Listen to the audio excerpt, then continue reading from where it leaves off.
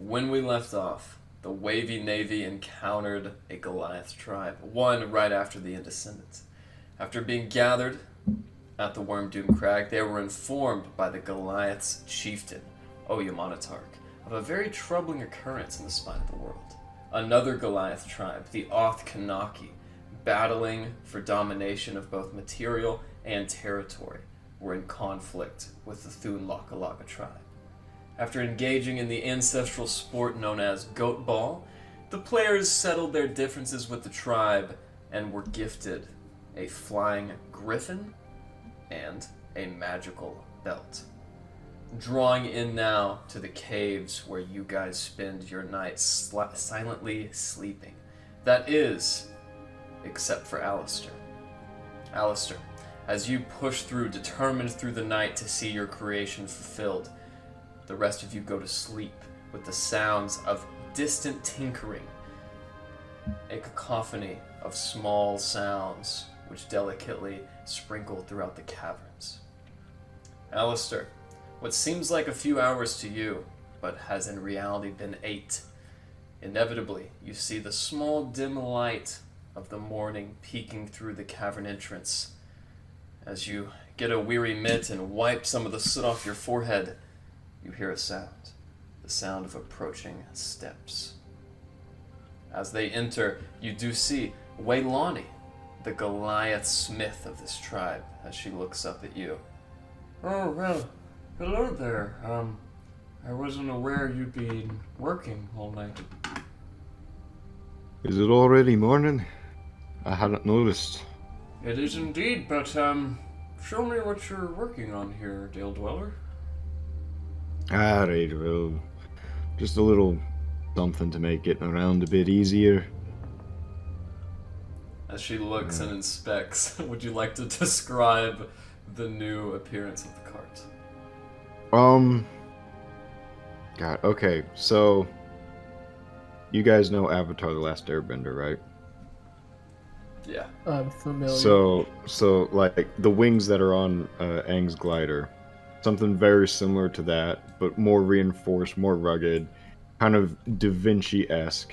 If you know like the old Da Vinci sketches, something like that, just fixed to Red or blue the glider?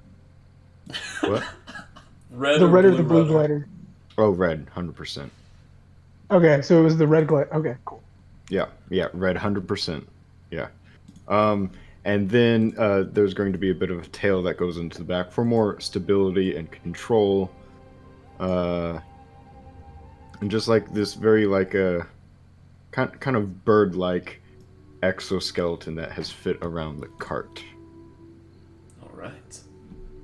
As that occurs and Waylani inspects it, you see her as she begins to interact with your lovely creation, tightening a bolt here, accessing the glide to make sure that the side wings are even. As she goes and does all of this, would you like to interfere with her improvements? No, but I would like to carve a name into the side. Alright, as she looks over at your carving, what do you etch? It's going to be named the Flying Arabella. Alright. As she looks at that, What does that mean? I've never been able to read your language. It's well, it's a friend I made. Bit on back. I see.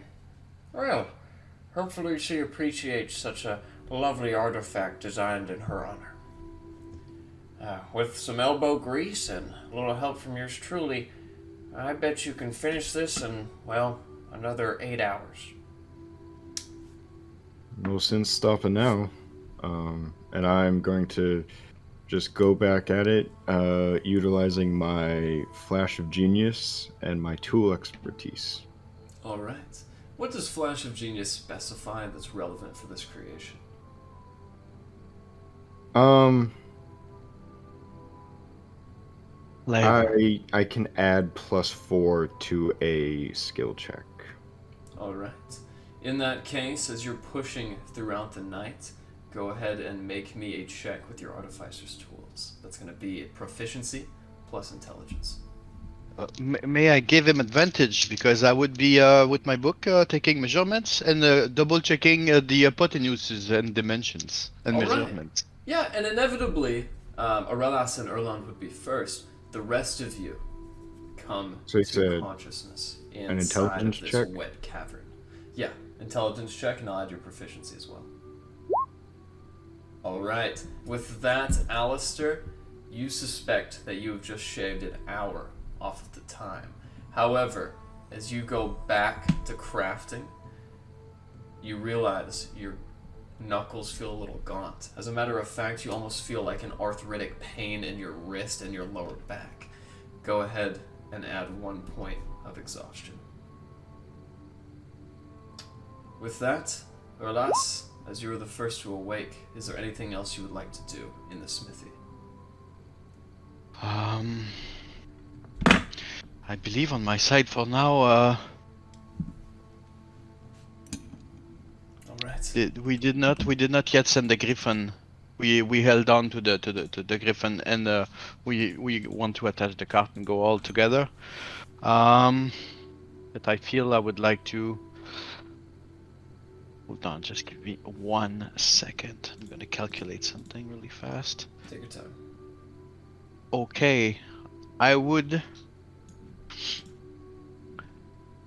use a 1 spell slot, 3rd level, to sending 25 words. Am I correct? Yes. Yes. To Lishana. Okay, here we go. Hi, Oralas. Just making sure you are okay. Where are you? We are coming to you soon. A couple seconds go by, you suspect she's a little perturbed before you hear back an answer. Oh, I'm just fine. I'm here with Mr. Marchand, and we are taking care of Larry's grandmother. Great. That is where we need to go, my friends. I'll let the group know as they all wake up. As you guys stretch in this cold, damp space, you see a Goliath female. She frantically blows life into a small, smoldering ember in the center campfire. As it grows, you guys see the hot spring well of spirit water before you, and you are all awake.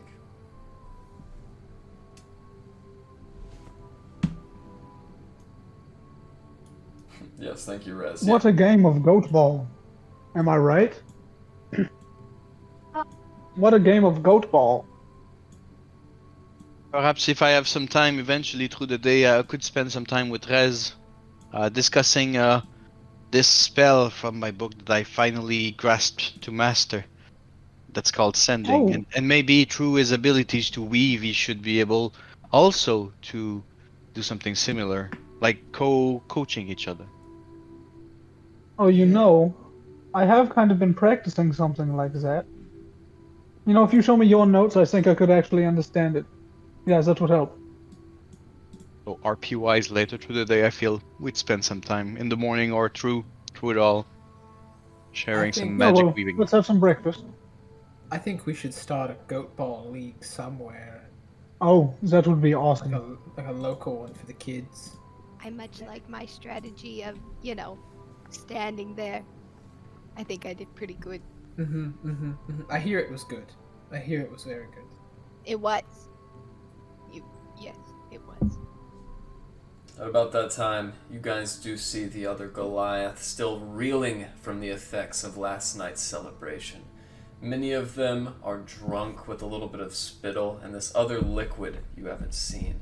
It looks like a very thick mead-like grog that some of them have, and viscal jugs, and even some are cupping in their hands. Of those that are conscious throughout the night, you do see one in particular, walking around the corner, still in her hybrid form, an ancient-looking Goliath female. Dark skin, white dreadlocks that draw down to above her waist. You guys see the chieftain, Oyu Monotarch, as she enters the room. Well, hello there. I see as though you're all up and at 'em today?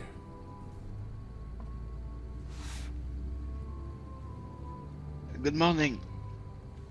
Yes, is there Oh, yes. anything I can do to make your departure more comfortable? Do you guys have any sort of breakfast, like spread, or anything like that? That would go a long way, you know. We She don't hand- have a feast in our pockets. She looks at that and sizes up those of you in her room before she holds out a limp wrist over her cane. Jacklig, bring them more Arctic hair for the morn. As she speaks in a deeper and more raspy voice than you guys are used to, the male Goliath Yaglik heeds his master's warrant and leaves. As he comes What did back you- a couple minutes later, he brings back a long spigot on the center of which are 4 dead rabbit carcasses. I'll start do you loading have, them into a small bag for the road. like an apple or something? Oh, well, the only produce we keep is shimmerweed. It's a very fragrant herb, but it is filling if consumed. I've got some stuff in my pack that'll do just fine. Thank you though. Appreciate it. I see. Sorry, our meals are not to your liking, Mr. Dwarf. Oh, nothing to do with you. Everything to do with myself. Of course. Erland tells me you are all great adventurers. Well, most of you, anyways. Well, of Gentlemen, course. Where do you plan to go with this new griffin?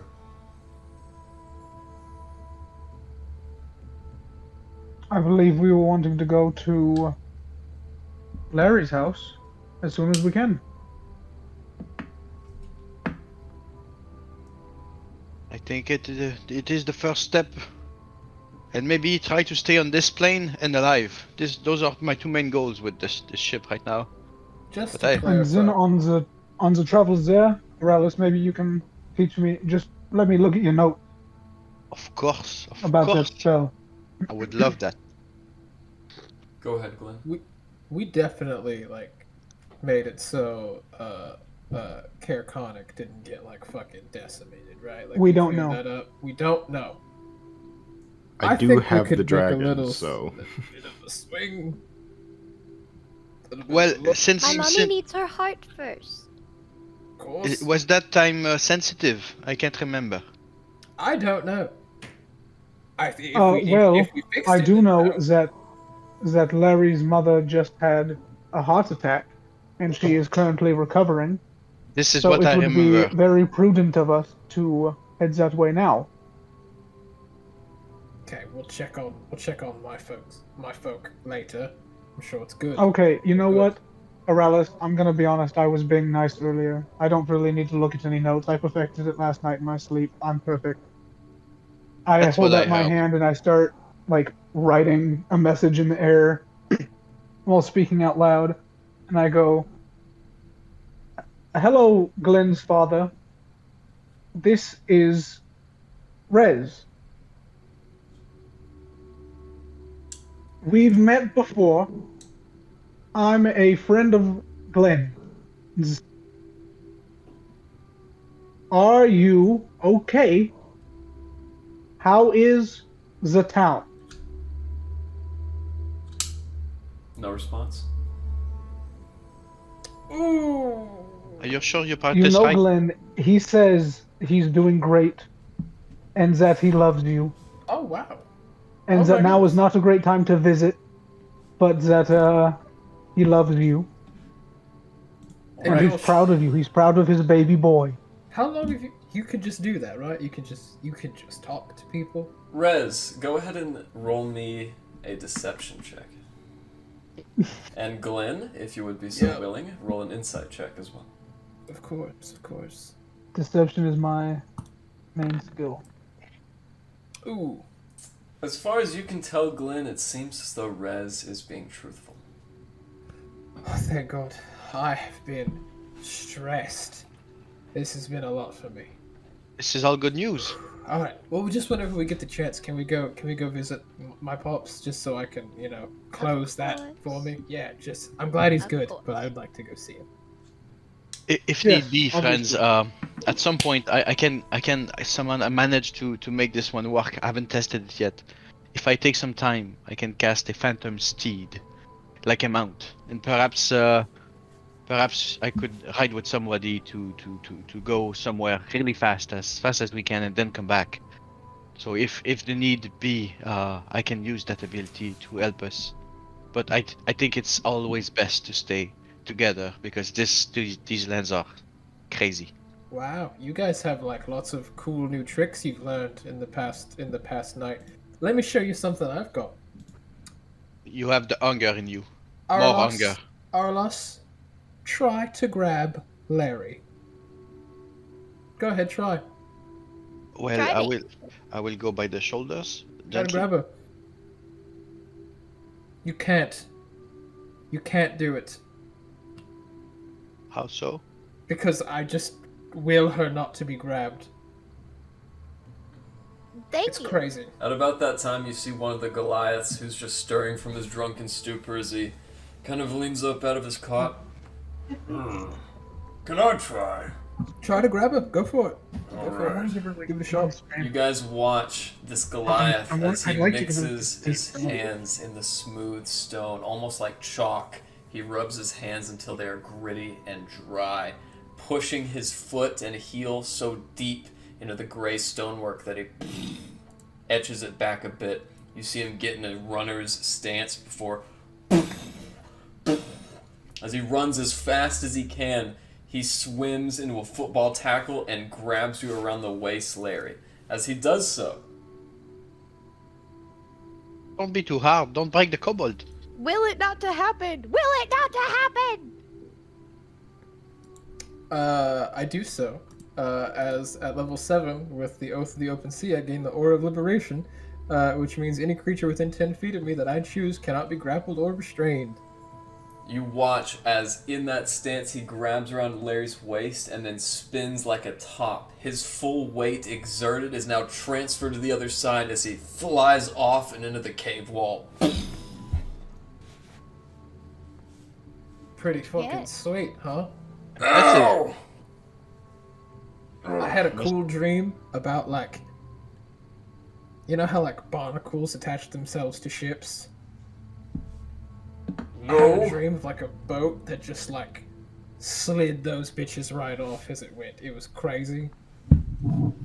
Well, this is quite useful. For a second, I thought we were going to eat kobold for breakfast as well. No, man.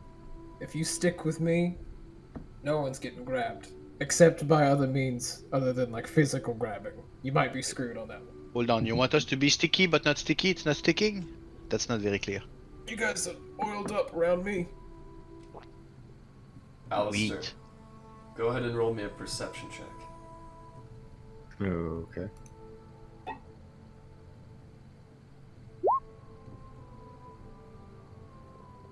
Alright. You don't notice anything. And as you continue tinkering through I'm your- focused.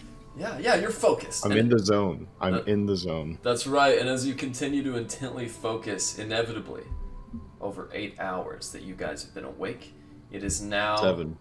7. Thank you for that. It is just now after midday, and you have finished your magnum opus. As you do so, what would the rest of you like to do in that 7 hours? Just eating one of the legs off of one of the Arctic hares. I walk up to Alistair and just go, "Oh, holy shit! What is this thing?" Hey, you like it? I don't know what I'm looking at. I call it the Flying Arabella. Wait, this is the. Oh my god! The craftsmanship. I You put wings on a cup. Here, take an Arctic hare, and I hand him one of the hairs from the bag. A little old and deteriorated, the skin, which was once charred and fresh and succulent, is a little leathery, but it'll do. I'm going to pull out yet another one of my meads that I hoarded all this time. Pop it chug like half of it, take a bite of the hair. Hey, we're gonna be flying in no time. Well, I hope you put enough seats in for everybody. Hey, all except one. Hmm. That being you, of course. Yeah, I figured. Hmm. But I got some rope we can tie around your waist, and I figured we'd Yeah, just drag okay. you. Yeah, okay. Who's gonna like steer? I mean- How's this gonna work? I mean, I did make it, so I figured I'd be steering since I did build it. But you've been working all day, and I'll bet you're exhausted. It's late. Hey, once you get up so high, And it's it's just cruise Erlon's- control. Griffin. You know, Okay. I mean, I don't really own the animal. We're like friends. Okay, you hippie. Okay. Maybe he should do it with his animal handling. I'll do it. Don't worry. I'll sit up front with Glen. I'll take care of it. I did a great job the last time I steered a boat. I remember. You realize that once you get so high, it's just pretty much driving itself. So once we get up so high, I'll take a quick nap, get my rest back. We'll Let me be ask you fine. this. Let me ask you this.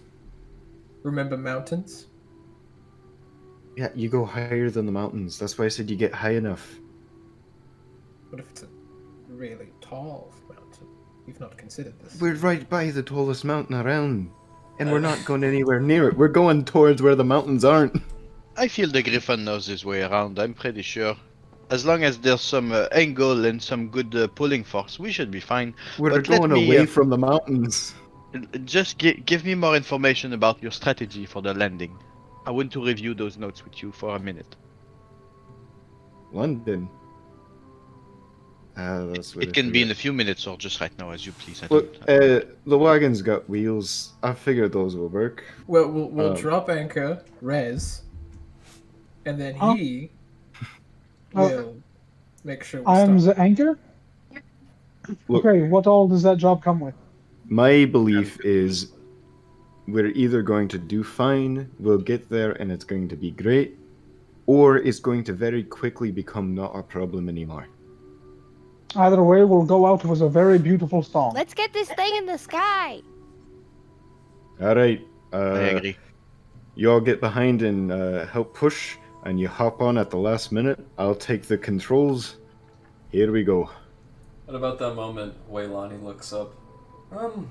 If you don't mind, I'm sure we can get some of the Braves to push you, and that way you can get a running start down the spine of the world. Aye, more that sounds like a great idea. Rez will help you. The rest of you lot pile on in, take No, I your won't. seats. I feel Rez, take the seat. using downward force is going to be quite useful to do the pulling dynamic of it all. I feel yes.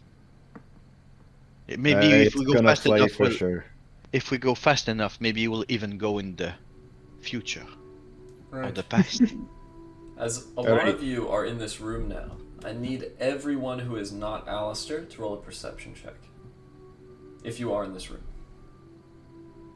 I think that's just me and Layree and Oh, Arella. not in the room. Yeah. It's alright. It's alright. We're all talking to each other, but not in the same room. Yeah, that means to me that everybody's together. So with that, We have walkie-talkies. They're Coffee out in the machine. hall. We're in the room, so they're Right. talking through the door. Glen, as everyone else is having this conversation, something catches your eye. You swear for a moment you see movement and what looks like a perfectly smooth gray stone that pokes its small portion over the side of the air vessel before ducking back down really quickly. Ah! What was that? What was what? Is it still there, do you? It looks like it disappeared inside of the vessel. You'd have to go in further to spot it. Okay, What did you see? I think something's in here. Give me just a moment. Where the hell is that thing that I have? I have a thing that makes me look at stuff, but I don't know where it went. Divine Sense. I don't think it's gonna do anything. I'm gonna cast Divine Sense. Or I guess not even cast. I'm gonna use Divine Sense. Within 60 feet, I can detect I can know the location of any celestial fiend or undead within 60 feet of me. That it's not behind total cover, so this may not help me right now. I'm gonna use that, and then I'm gonna walk towards the ventilation. Is that what you said? Yeah, and as you do, a fragrance filters your nose. It's hard to say with paladins, though as a paladin you know this to be an aura of chaotic goodness that stems from the vessel. However, it is in a very small form, for as you walk up to the side and peer in, Glen, you can see a very young Goliath boy. He has what looks like foot wraps over his feet, very dissimilar from most Goliaths. He has a very warm shawl with the sleeves cut off, pulled to his neck, almost like he's hiding in it. And as you look down at his scrawny, bald form, he closes his eyes as to not be seen. Goodness, boy, if you wanted to look at the contraption, I'm sure you could have just asked our friend Alistair. You can see me? Well, I can, because I'm the smartest in the group. Oh, shall we? And he kind of gets up and looks around. Oh, can I go with you? Ooh. Where do you reside here? A cave? Live in the cave. Right. That makes sense. Do you have a Legend. family here? As you're having this conversation, Glen, you hear some footsteps behind you, and as you look over, a very tall Goliath woman looks over. Oh, clicker! And as she pushes her hand in, she pulls him up by the collar. Now, what are you doing causing problems with Mr. Alistair's new invention? Oh, sorry, Mom. And as Waylani kind Oh of no, drags him away. No problems. He was just curious, and quite frankly, he might have just been able to watch something quite extraordinary, or maybe something horribly tragic. But we will discover that. Yes, well, soon. if he acts well, he may still see it, but as they say, curiosity killed the kobold. Not this one. Right. Or the 4 others that we got waiting for us. Right, I don't talk about them as much though. As she pulls him away, you guys hear some That's fair. murmuring. Those of you who speak giant hear her scolding him in the hallway. There's no place for a Goliath. Can you imagine if you fell out? I'm sorry, Mom. I just wanted to see the inside. As that happens, you guys watch her getting marched out. Him, rather. I need you guys to make me one more perception check. Of course. I have a question Go for ahead. you. Go ahead. DM. Could I step into the aircraft and then make my perception check? Yes, and as a matter of fact, as you step into this vessel, you don't need to make a perception check. You see a small red rune. Looks like it was painted by the finger of a child. Do you read giant? I do not. Alright. I didn't think that would come up when I made the character. Or alas, with your perception, you look over and you spot this rune. A singular character written in red dye. The rune says, safety. Oh, it is very simple, this word. See, the way it's done, it's very aggressive writing, but it says safety. You're saying that wee lad there gave us a blessing of safety? Well, that's what it says. It's very odd, I must admit so. He's a kind one, that one is. Perhaps I'll come back and see if he fancies joining a crew. Is it a Could we blessing of arcana? safety? Could we arcana and see if there's any weaving, any effect aside just the writing Sure, itself? Sure, go ahead and you can cast Detect Magic or make an Arcana check if you wish. I'll cast Detect Magic. Okay. Or alas, as you look at it and you see the magical aura, you can sense that this enchantment certainly could have been done better. However, this was written in the same magical dye used on the Goliath's tattooing. As a matter of fact, you suspect that this dye has increased the AC of the ship up to 12. This is great, guys. There's a real blessing. There's magical weaving in that emblem. This is great. Alistair, you sense this magical aura as well, and another one, as it walks slowly up the cavern behind you. I'm gonna turn around. Inevitably, you see Erland walking with Oyamanatark. As she stops speaking to him in Druidic, she looks out. So, you've required some help with this creation, I hear. I just spoke with Waylani. Aye, they lended a hand or two, just a bit of a tune-up, nothing too major, but I greatly appreciate the assistance. A hand, you say? I am unfamiliar with this expression. It means being helpful, helping out, doing your part. Well, I have 24 hands waiting for you outside to give you, as they say, a running start. If I may, if your tribe ever needs any kind of safe haven and help or work or trade, we are setting ourselves acquainted with the town of Goodmead. If there's ever anything that can be done, we have a point of contact there towards us as well.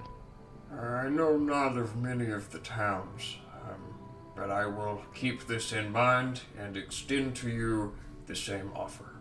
If ever you are in need of help, cast one of your spells or find a way to reach us, and I will be there. This is a great fortune. Thank you. That wee lad that was running around put a mark of safety on my vessel there. If he decides adventuring is what he'd like, he'd be welcome to join my crew once we finish with this mess of business. Yes, Clicker is a very mischievous one.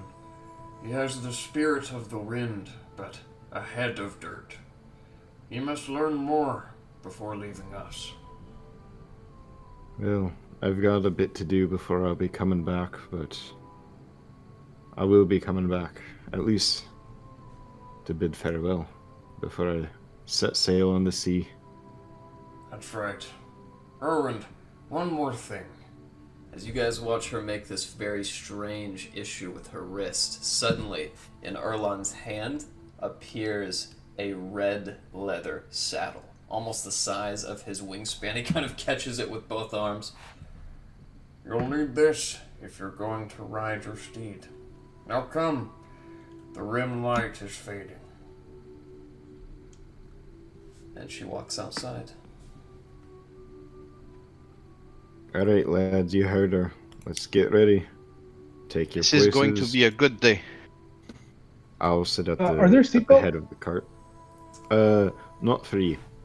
No time to do those, but it's a future improvement. In fact, there are not seatbelts, but there is a more immediate issue. As you guys go to take the cart out of the cavern, despite your tinkering check, it seems though you have overlooked one oversight. The It's wagon stuck in the itself cavern. is too big to fit through the exit. So we need to take the wings off and reassemble it outside. Perhaps not. Real quick. Because Oh, Captain, it's- my Captain. You have done such Hold a on, great hold job on, on this hold vessel. on. Hold on. I would like to use another one of my flashes of genius to quickly make the wings collapsible so they fold in. Okay. Much like Avatar Aang's glider. All right. Please, Glen, make sure that the cart cannot be gripped by the rock. Make it sleepy, You do those things. Okay, here I go. Lubricate it very well. Try to grab it. Yeah, make sure the cart can't get grappled by the tunnel. Try to grab it. Go ahead. Glen, master of lube. You can't. Lube master. Did you just get promoted? I think so. I think it goes bosun and then Lube master. It goes bosun, cook, and then lube master. Yeah, you're the lube master. Well, no, it goes captain, first mate, lube master, bosun, anchor, where Rez is the classic naval position.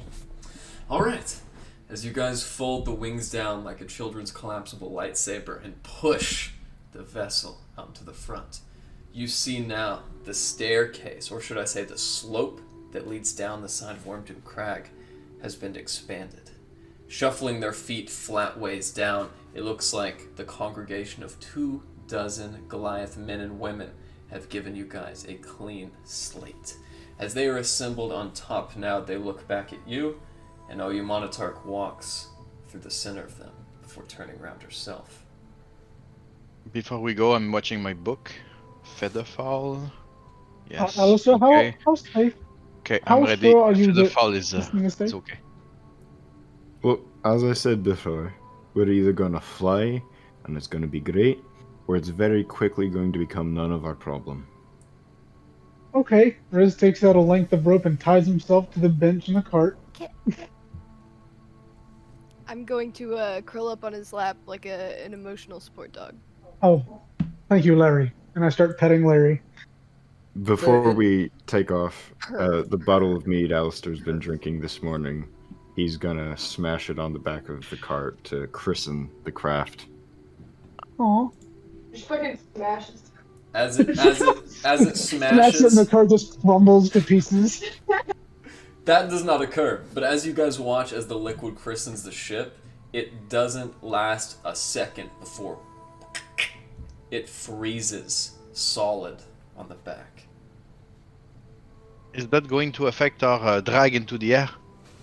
We're about to find out. Is there space in the front? I've got room for a co-pilot. There is indeed. I've claimed it then. As you guys are all in your spots now and looking down Layree, the do not slope. forget your metal friend, before we go, because it is a long way to fetch him back. Oh yeah. Can we just tie? There's like the wheelchair carrier things Yeah, on the back. Can we tie Irwin to it and just have her glide? Yeah, can we tie Irwin to the cart and just like have it glide behind Irwin us? is 'Cause more it does have important wings. than being an anchor. No, it's just one of those like wheelchair holder things for like buses and vans and Now, stuff. And I will just say, set 'em although up. Fine, I Irwin guess can, we can do that. although Irwin cannot fly, I will say if he or she is airborne, they can glide. Okay, I'll do that. Maybe it'd be nice to have an extra set of wings, some more aerodynamics, you know how it goes. I'm not loving the faith and support in my creation here. No, I think it's beautiful. I think it is. I think it is absolutely fantastic. It was made in a day, and so you know. It's true. It's true. I think if we Alistair- die, we I'm a die. little hesitant about it too. So before we go, I just want everyone in the back seat. I whistle up a quick little tune. It makes 3 of us. It makes Oralis, Glen, and Layree. And I bless all of you.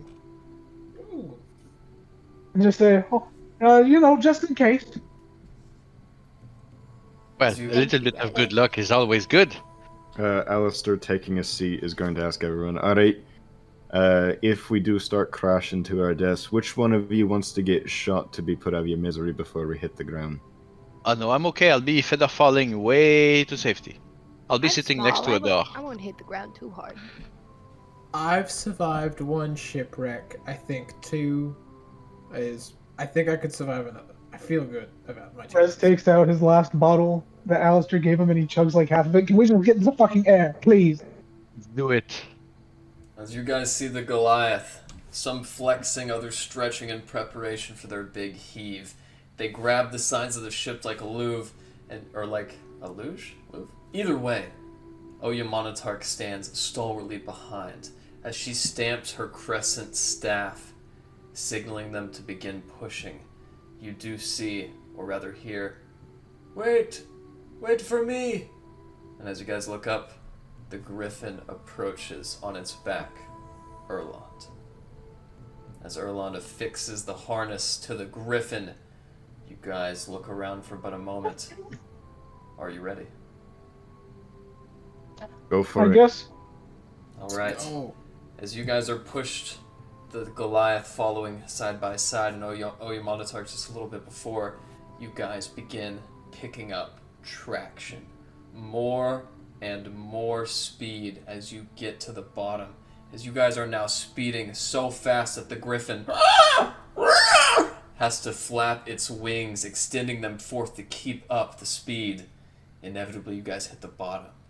As you do so, Alistair and Layree, go ahead and make me either an investigation check or a tinkering check with your intelligence and your proficiency bonus. All right.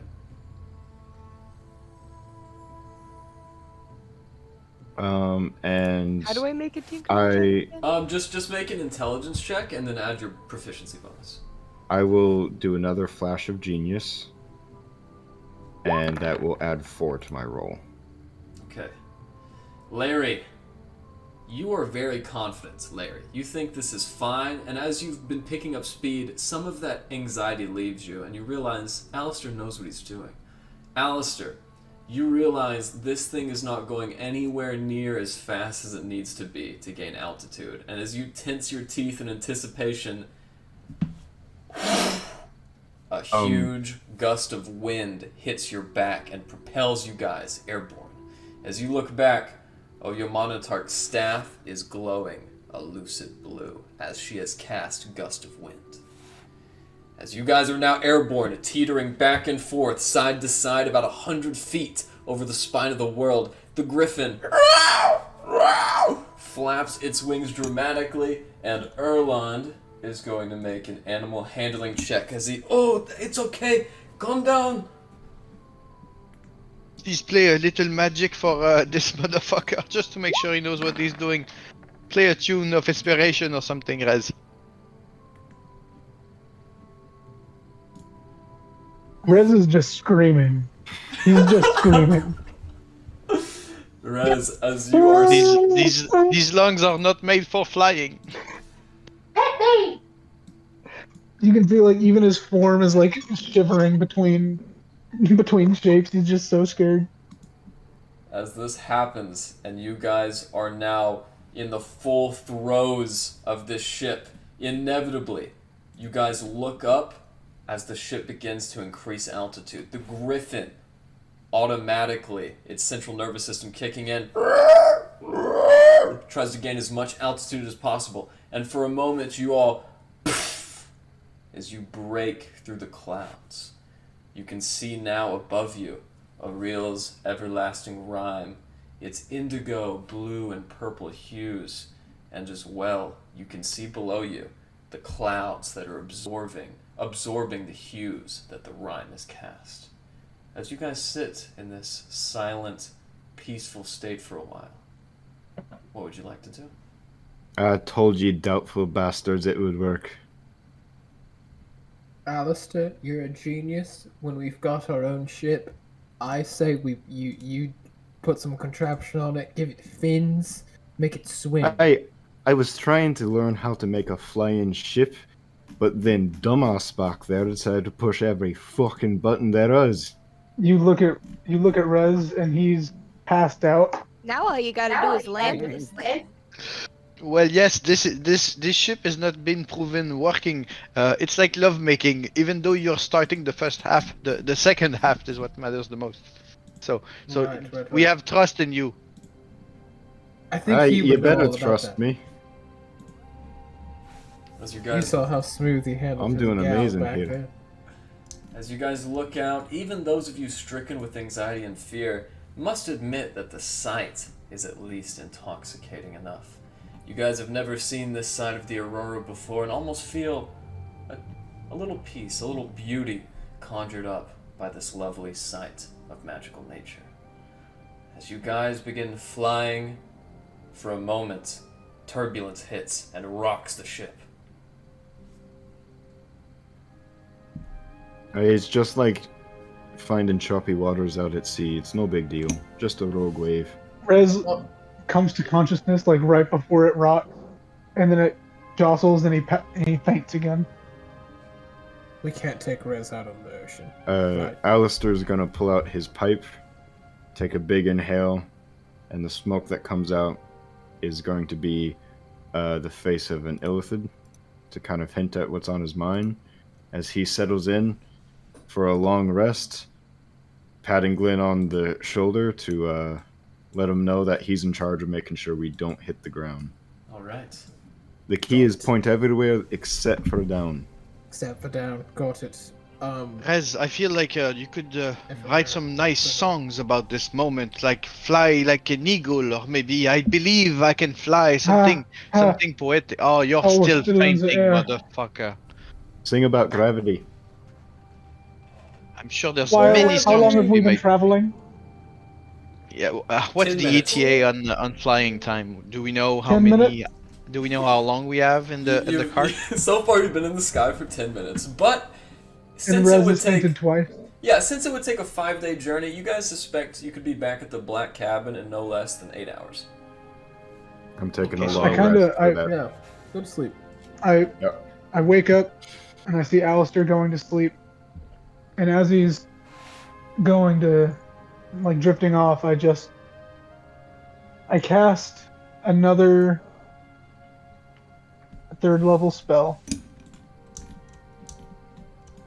and I say, "Dear Speaker Southwell, this is Rez. I need to know of any updates regarding Care Konig as soon as possible." Why do you Please need respond. to know about Care Konig? I said that quietly. Make a stealth check. And plus, I'm like I'll behind choose you, and the- you're in I'm the front with focused. all the. Yeah, I'm manning the front. I don't hear it. The wind is so loud, you know. Okay, do you choose not to hear it, Glenn? I choose not to hear it. Okay. He did pass beyond your passive perception. As you guys are now flying northward, just about the time when you finally cross Sky Tower Shelter, about 20 minutes later, you hear a response, Rez. You also hear the sound of his muffled voice trying to express his thoughts. It almost sounds like he's pushing through a stalwart wind. The dragon came, but 2 days ago, destroyed East Haven. We're going to Kerkonig now. Scouts haven't reported anything. I'm in the front. I pull out the fishing rod given to me by my father, and I will say, I'll turn back, shouting over the wind to everybody, like, you know, it's occurred to me, he gave me this, and I never offered to go fishing with him. I think when we go visit, that's the first thing I'll do.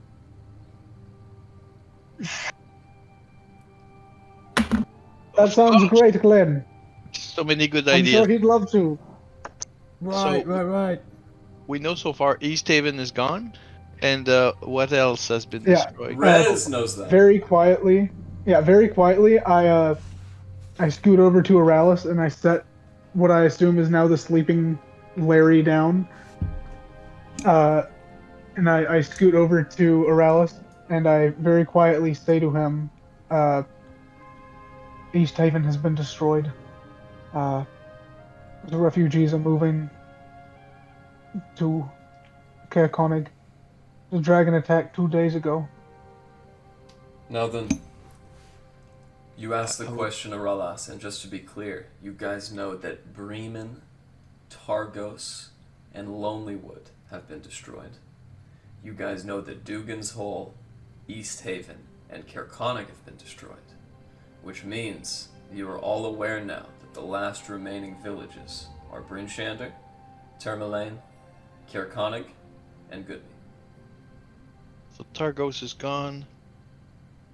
Lonelywood is okay. Tourmaline is. Well, Lonelywood was did you mean destroyed when you Cairdineval? arrived. Yeah, I think you mean. Did you mean Car- Cairdineval Oh was yeah, you destroyed? meant. Yeah. Okay. Yeah, yeah, you said Caer Konig was both destroyed and alright. Alright, yeah, Caer Konig is fine. Cairdineval was one of the first cities to be destroyed. Okay. I put some lines in there for my brain. Winks. Oh fuck! It's not a good copy. And then I will, And you after I said tell that to Lonelywood.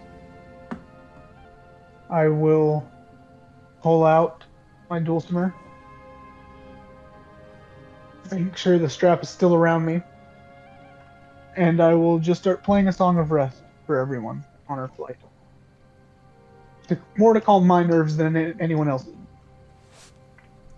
4 Very hours. relaxing. 4 hours into your journey, you guys surpass the spine of the world as the terrain gets a little bit less varied and therefore less interesting. Those of you who are sleeping are still asleep, and those of you who are conscious find yourselves dazing off at boredom as what was previously a wondrous sight has now become mundane. However, at that moment, you guys see Erlon's head snap back, and for whatever reason find yourselves looking too. I need everyone, except Alistair, to roll me a perception check.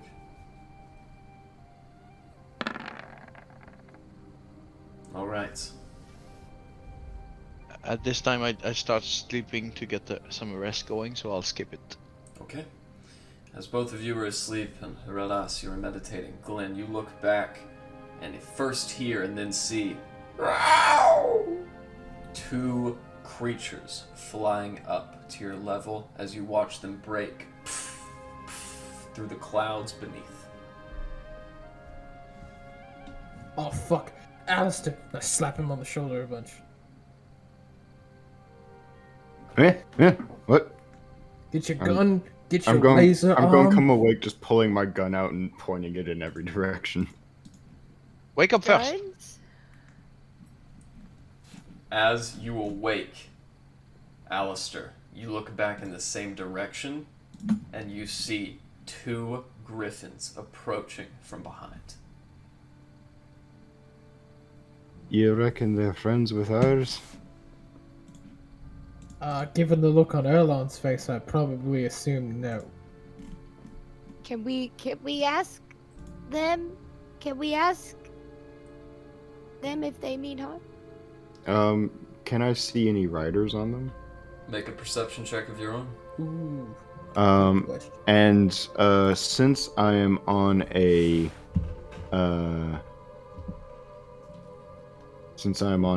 vehicle, a vessel, I get advantage on all perception checks. Correct.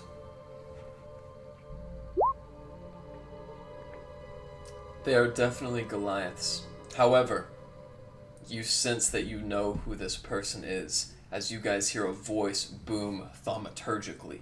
Even 50 feet from behind you hear it. Where's my belt?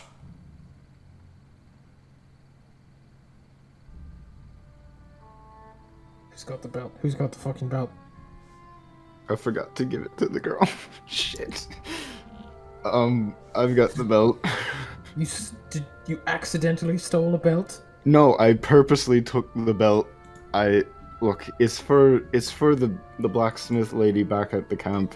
She asked for it back. She made it and she wanted it back. So when we won the whole game, one of the negotiating points was that he give up the belt. He threw it down and I picked it up and took it because that was the agreement. So,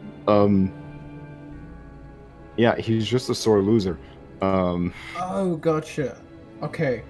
Do we want to do an air fight or not? Because if not, I have an idea that's maybe a little eccentric, but I think it's kind of fun. Could I use prestidigitation to make the sound of a loud booming voice, just kind of like going back off the cart towards the griffins? I'm just gonna have the voice say, "Sore loser, bitch boy." As you watch with that, one of the griffins begin escalating its pace as it draws nearer and nearer. I need everyone to go ahead and roll me initiative.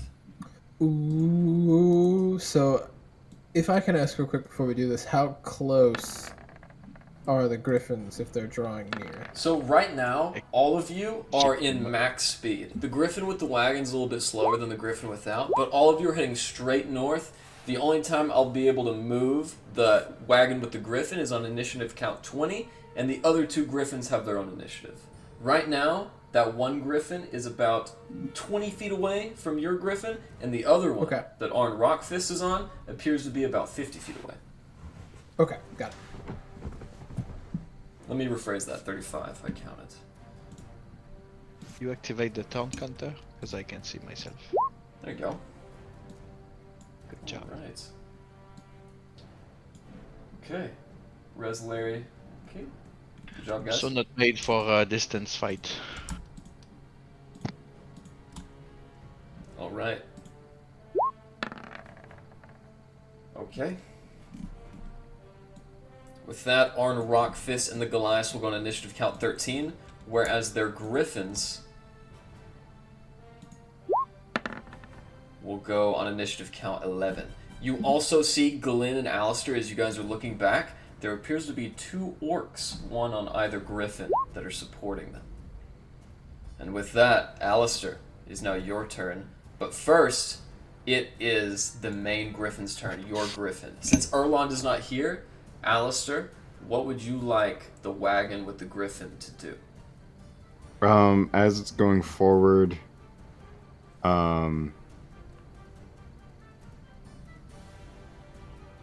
bank right.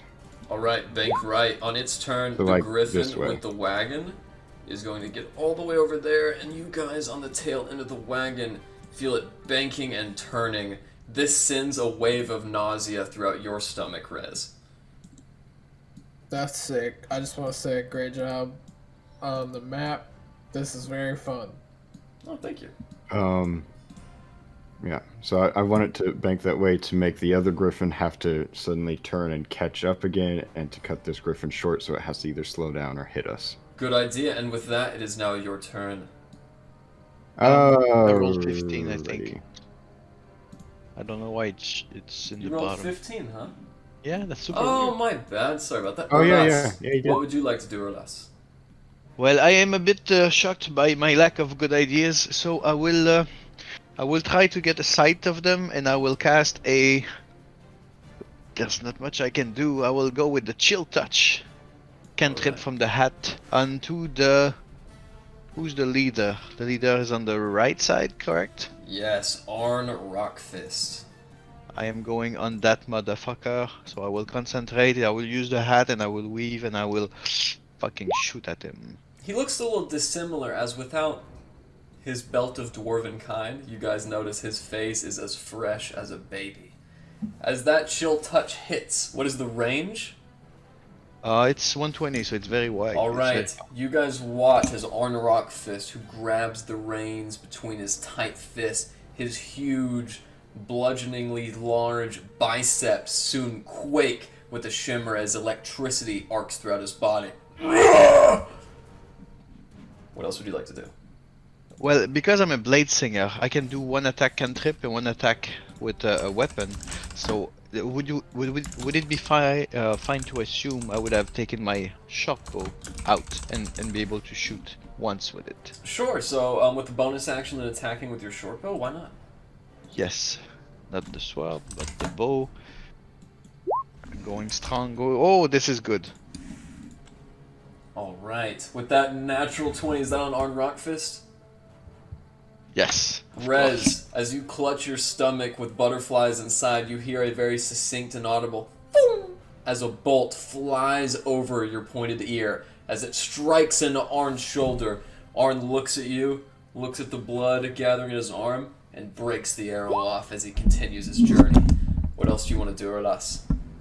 Reaction. I'm going to insult the man as I can in the fucking car that's shaking everywhere. So I'm just insulting him, and that is my turn. Alright, let me calculate that. So that's 1 plus 4 is 5, plus an additional 6. That is another 11 piercing damage that you inflict onto him, and is that in your turn?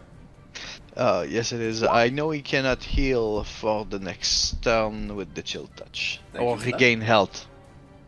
I appreciate that. Alistair, it is finally your turn. What would you like to do? I'm going to start with a good old Eldritch Cannon Force Ballista on Arn Rockfist. All right.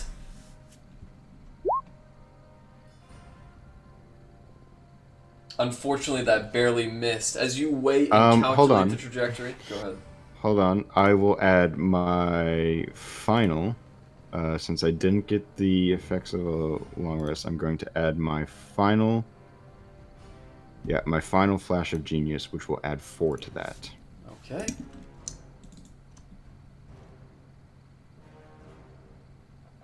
All right. Okay, and what's your intelligence modifier? My intelligence modifier is +4. All right. So as it hits, whoop, boom, you watch as a massive amount of damage is inflicted. And does he roll a strength save? He does not, but he is moved back 5 feet. All right. With that, you guys watch as Arn Rockfist helplessly begins falling to the ground. And as he does so, his body inevitably passes through the clouds and disappears. Is that your turn? No. So the lady, question mark, steering this griffin over here, is she wearing armor? So, unfortunately, you can only add Flash of Genius to an ability check or a saving throw. Since that attack constitutes neither, Arn Rockfist damn. was not hit. But, you still have the turn. Would you like to shoot her as well? No. I'm guessing he's wearing armor. Yes, actually everybody's wearing armor. It looks like the Goliaths are actually the least armored of the 4.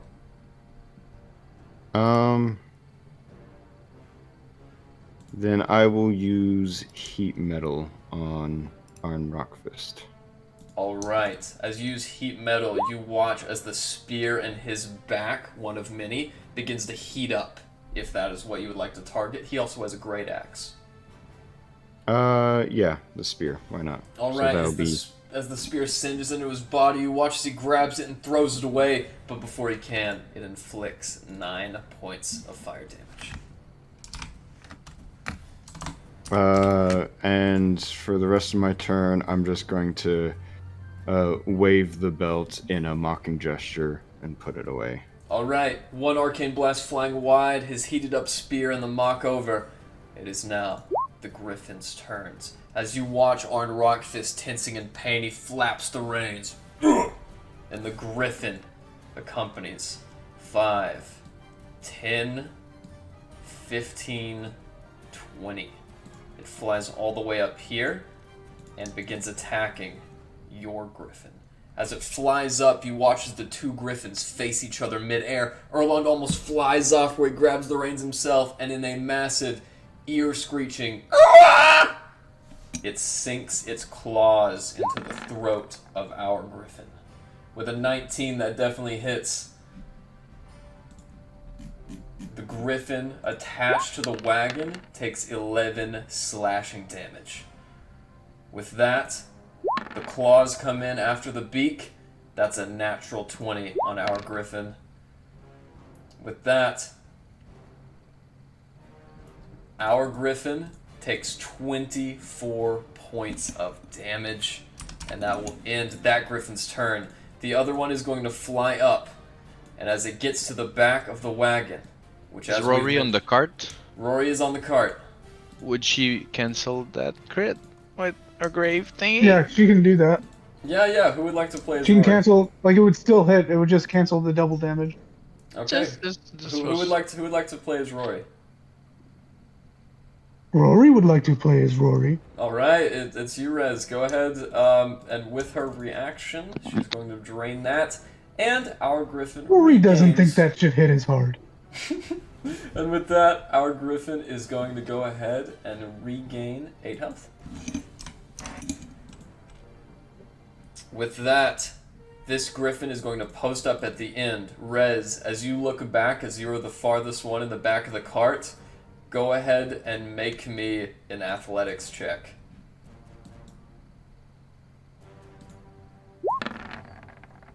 Athletics.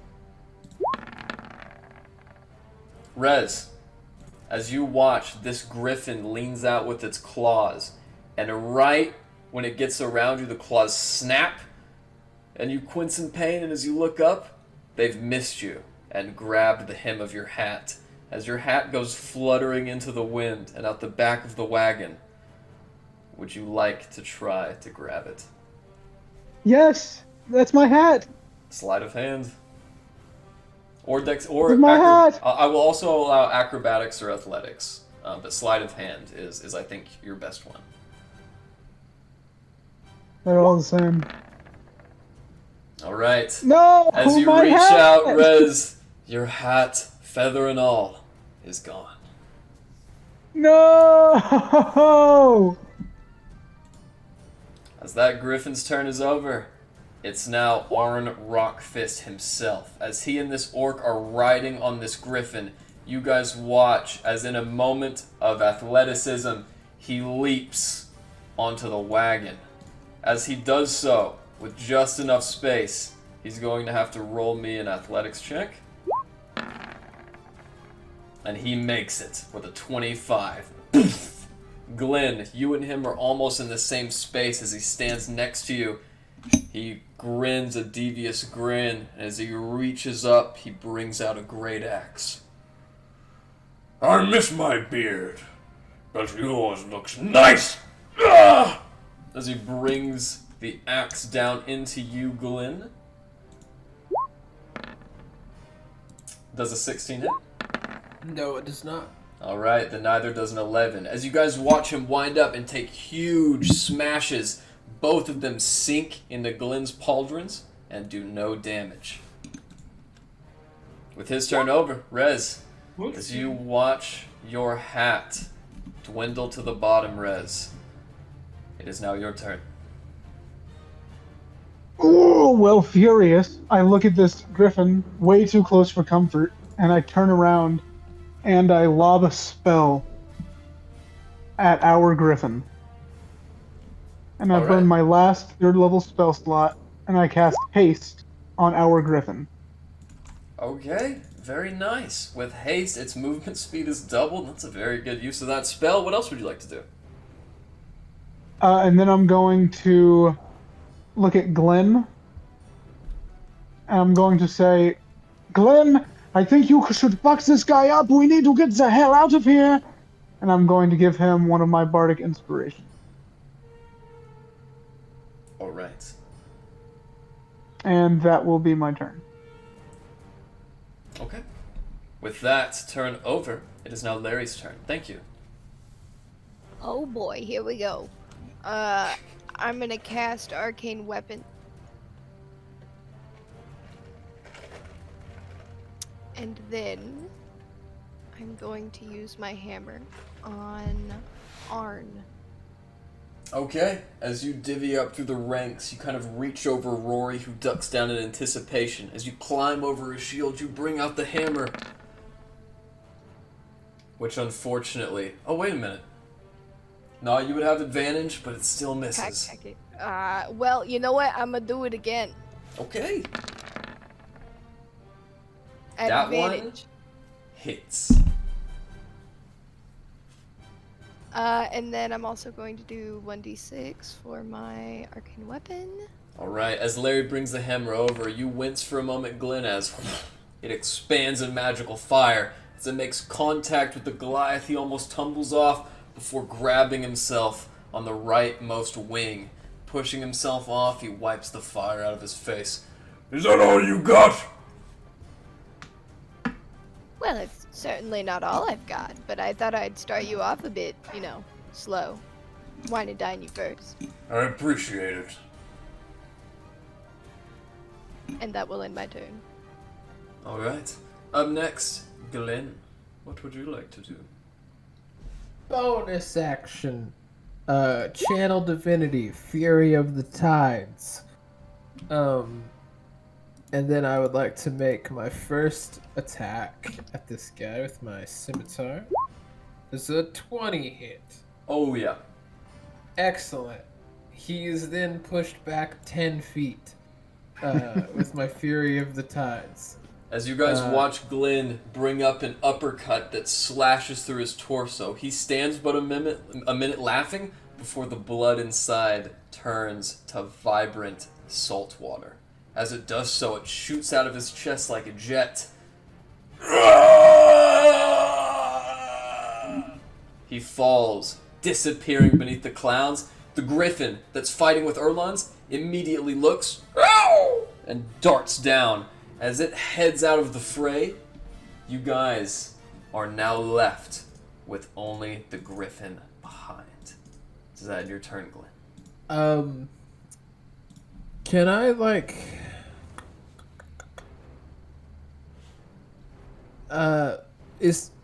fuck.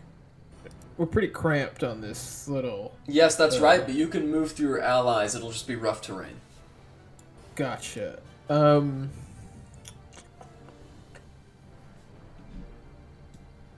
You know, I'm gonna stick where I'm at, but I am gonna pull out my my heavy crossbow and then start scanning the clouds after the griffin has dove down through them. Okay. And that will end my turn.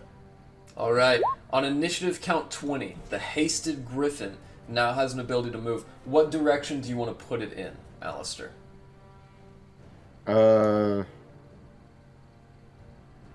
I would like it to now bank left at an upward angle. All right, left at an upward angle. I'm going to say with haste, it gets all the way out to here. And with the support of that wagon, it's going to move up. Oh, shit. The wings have fallen off. Do not fret. What else would you like to do?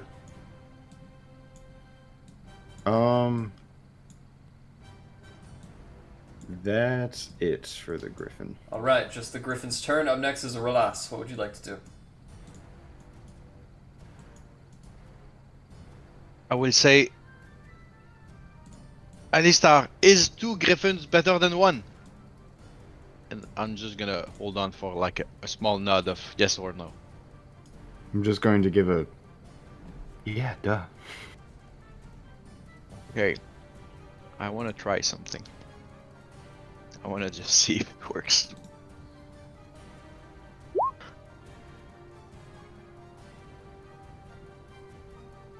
We're going upwards. This is true. Okay. Okay.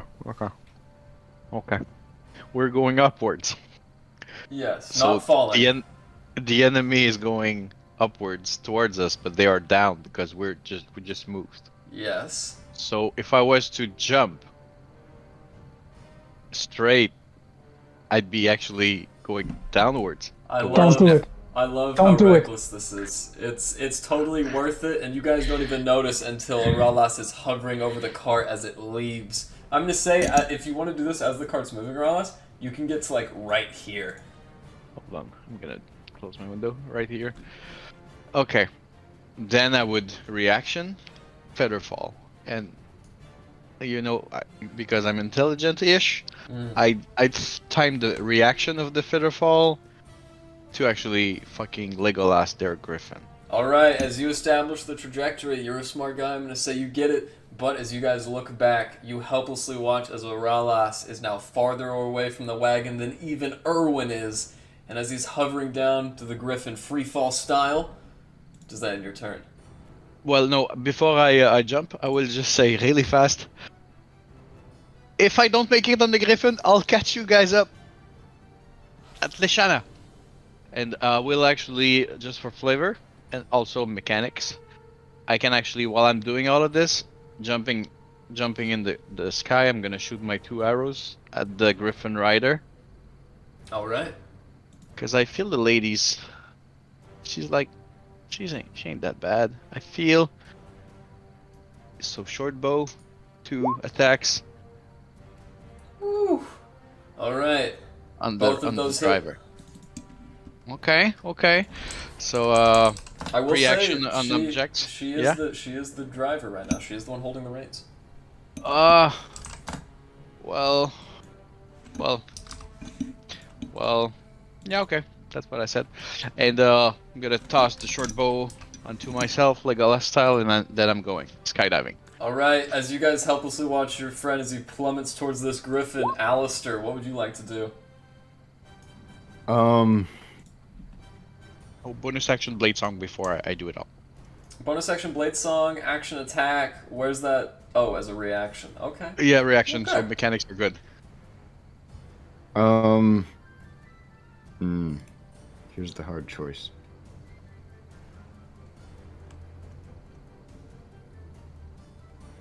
Okay, going to use my action to cast Sanctuary on our Griffin. So no sneaky attacks up out of the clouds are gonna hit him. And then looking back at what Oralis is doing, I'm going to take a shot at the driver. All right. Yeah, the rider is that same woman who you guys played Go Ball with just those short days ago. Short day ago. Whoop! Boom! It hits her in center mass, and with the two arrows in her corner, you watch Oralis as she, no! As she flies off the top of this griffin. And I'm just gonna give Oralis a thumbs up as he's flying through the air at the Griffin, now with one less rider.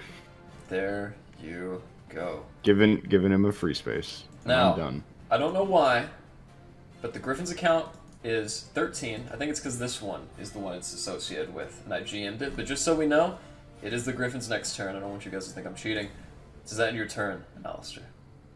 That ends my turn. Okay. As the Griffin, without a rider now, only heeds to its master's last directive to catch up with the wagon, the Griffin does, in fact, cross through this plane.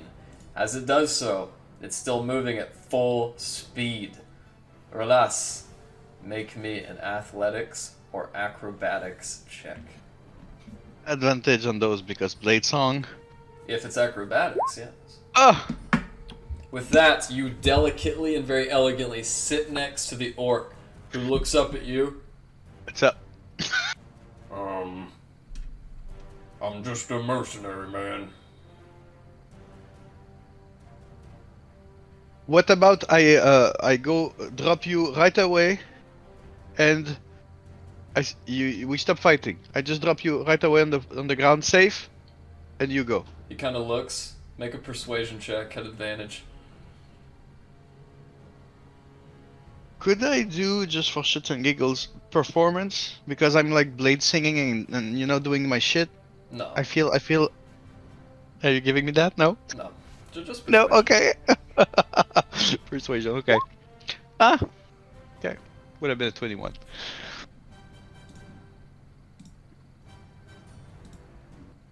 All right. Okay. Great. As you guys watch Aralas tensely talking to this orc, the griffin soon relaxes, and Aralas, you have the reins. I'm gonna shout some kind of, because I'm not a pirate or a sailor, I'm gonna scream like, whoop, whoop, whoop, whoop, of happiness.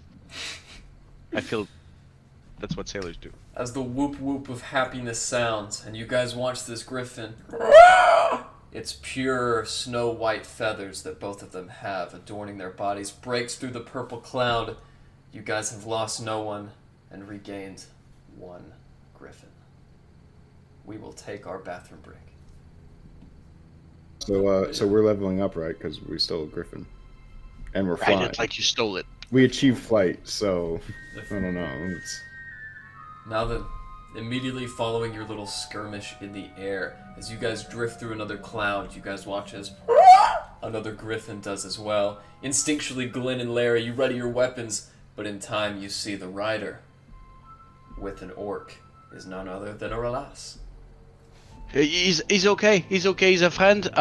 Would you guys mind just going down a bit? I'll drop him and I'll catch you guys up the best I can.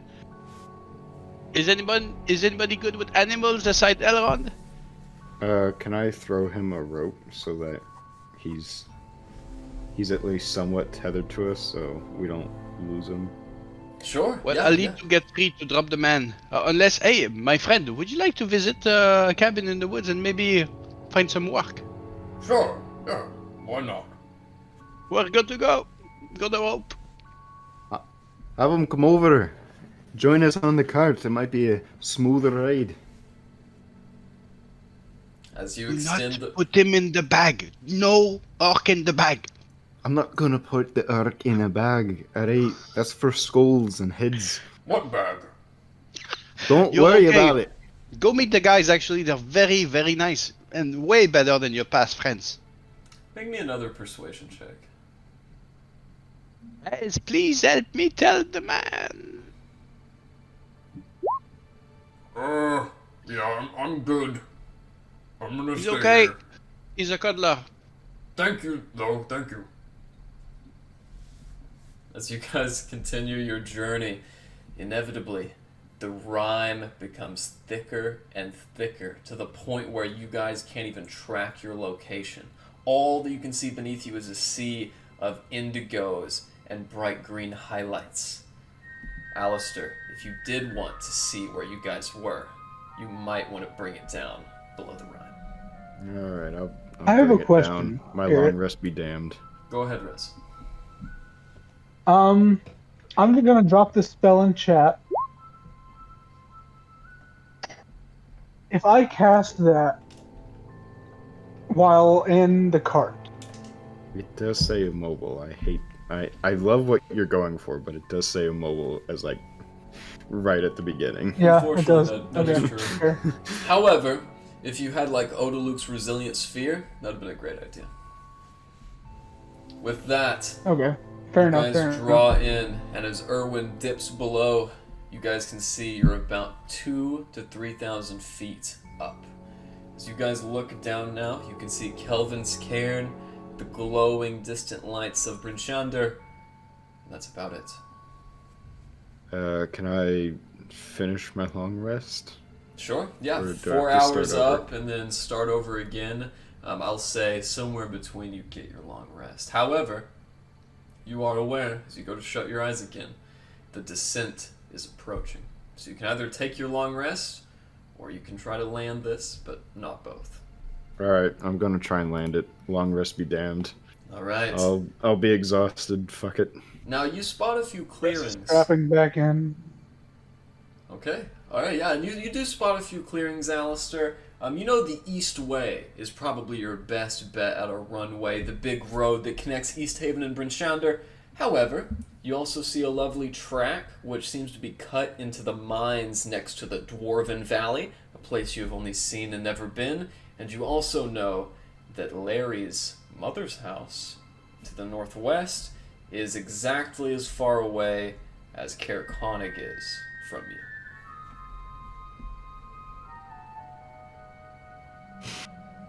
I'm gonna take the But controls. Konig appears to be fine. Well, you can't see it, but you know it's equal distance. You can't see the black cabin either. I'm taking I- the I controls. look I look at Alistair and I say, my friend, all of us have more that we need to do in this life. Please don't kill us. I truly believe in you, and I have complete faith in your mechanical ability. And not only do I give him an inspiration, I cast Bless on him. So if he has to make a saving throw, he gets a D4 on it as well. Am I still tied? You do have the rope. I will help you guys by untying the rope.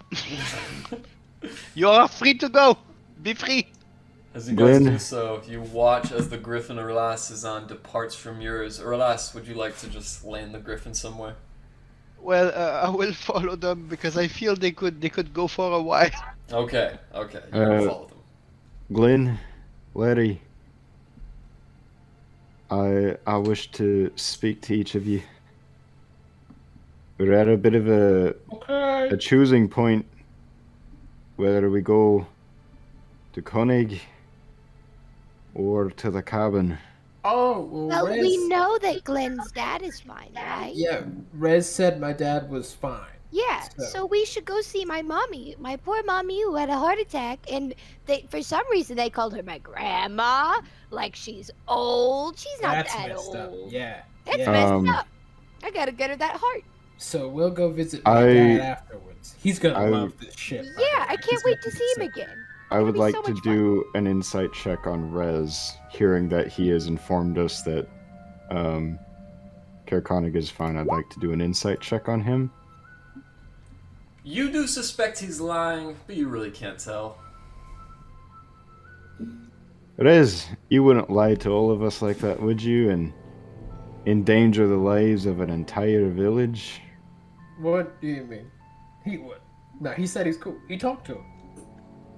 Yeah, his dad is fine.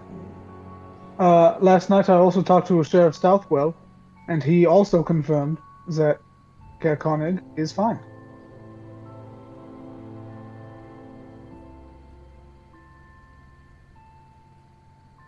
Everything is fine. Make a deception check. I mean, it's a half truth. Half truth. This is being really hard on me, the player, It's not your fault. Don't worry. because I know what I want, but I'm not gonna metagame this. Though you suspect he is lying, as you always are, Alistair. Wait. You see no No, reason never not. mind. You see no reason not to believe him. From my griffin flying on the side, I'm gonna scream something like, "He's telling the truth!" Giving him advantage. Alright. I'm going to very reluctantly, with baring teeth, grinding them into each other. I'm gonna turn the flying contraption towards the cabin. As you do so from this That's what I'm talking trajectory, about! you guys are already over Bryn Shander. As you've already made it past, you swing in towards Tourmaline. As you look down now, about 1,500 feet over Tourmaline, beginning your descent, you see nothing. The city is intact, but it seems to be abandoned. As you continue on, you do find the rough patch of woods known as the Evermarshes, where you know Larry's mother's cabin lay. As we're coming in for a landing, gonna yell, "Everyone, brace yourself." Now, there are the trees, which you know are not the absolute worst place to put in for a landing. However, there is also a very flat, even plain that you could land on, known as the Mare Duladon, the massive lake which spans the region. You've got three options here. Oh, Land fuck. on the ice, Oh, shit. land in the snow, or land in the trees. Fuck, man. Fuck. I'm getting so many rough choices. No. Snow could and crush they're the all on fall, you. right? Hey, just know that whatever you roll, you have a D8 and maybe a D4 on it. Okay. All I know is when you're free falling, you're looking for swamp, snow, and trees, right? So. But hold on. If we're landing, we're going to be sliding. If we hit snow, that could be too much friction and could cause us to tumble over. I think we need to go if for we the hit ice. ice, we're never I'm- stopping. No, if we take a gentle landing on the ice, I Ice think we'll is be fine. slick, but it still has some friction, so we will eventually stop. Snow is just a lot of friction, so that is We're gonna maybe need- too much stopping. we're I'm gonna going need, like, So for we're gonna the go ice. like ass over tea kettle. I am going for the ice, and I am prepared to make whatever roll you need me to. But before then, I am going to be using my right tool for the job or whatever it is. I'm going to use navigator tools or whatever. I'm going to use the right tool for the job, which applies to artisan's tools. Can magically create a set of artisan tools. I'm holding Yeah. Layree, by the way, Driver in that and I'm ass. preparing a spell. All right, as you swing out to I'm the far preparing a west spell. of Tourmaline, sending you on a straight shot up to the bay and next to the cabin, you find yourself etching over what is almost the deepest part of the mare. As you begin lowering, and you all spot Alistair narrowing down at the center point. I need you, Alistair. Damn, Go before ahead. you say it. Would you allow me, with all that happening, maybe I would try to scream, maybe I will try to influence my friends, but I have Fitterfall I could cast. That actually makes people over, which deducts some weight on the ass of the cart.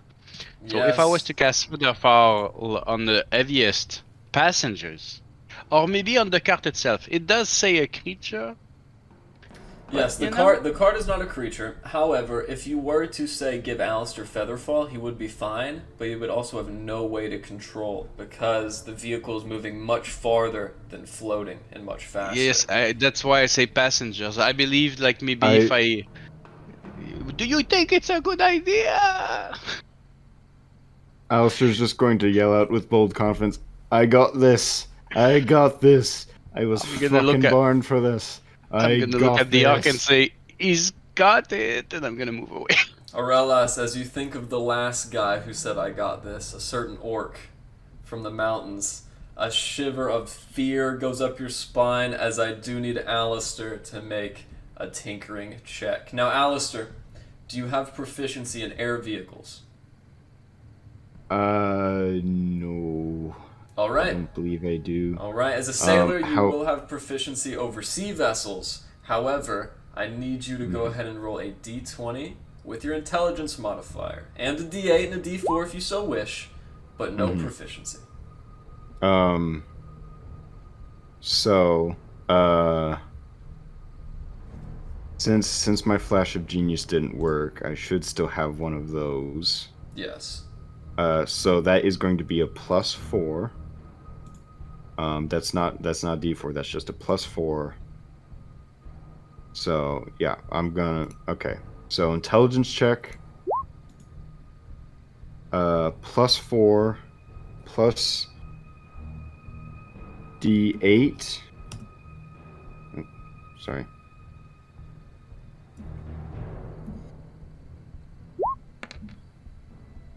Alright. Plus, did you say another D4? For Rez's Bless.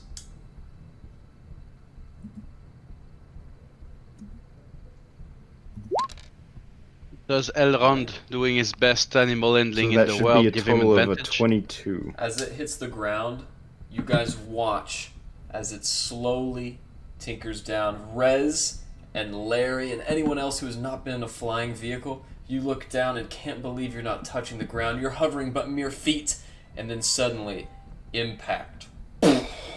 As you guys smash into the ice, you dip up over an ice plate which is shot out. As you guys land back again, a huge shockwave is thrown up as the back of the wagon lifts up before smashing down again. I need Layree, Rez, and Glen to roll me a dexterity saving throw. I was gonna say, right as we're like about to hit the ice, maybe like 5-10 feet over the ice, I was going to cast Dimension Door and take me and Layree 500 feet to the edge of the lake. Oh, that's not the edge of the lake.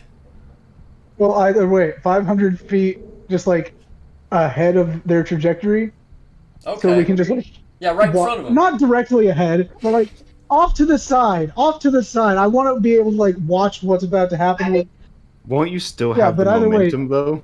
Yes, absolutely. So you're still gonna be So moving I at the think same Could speed.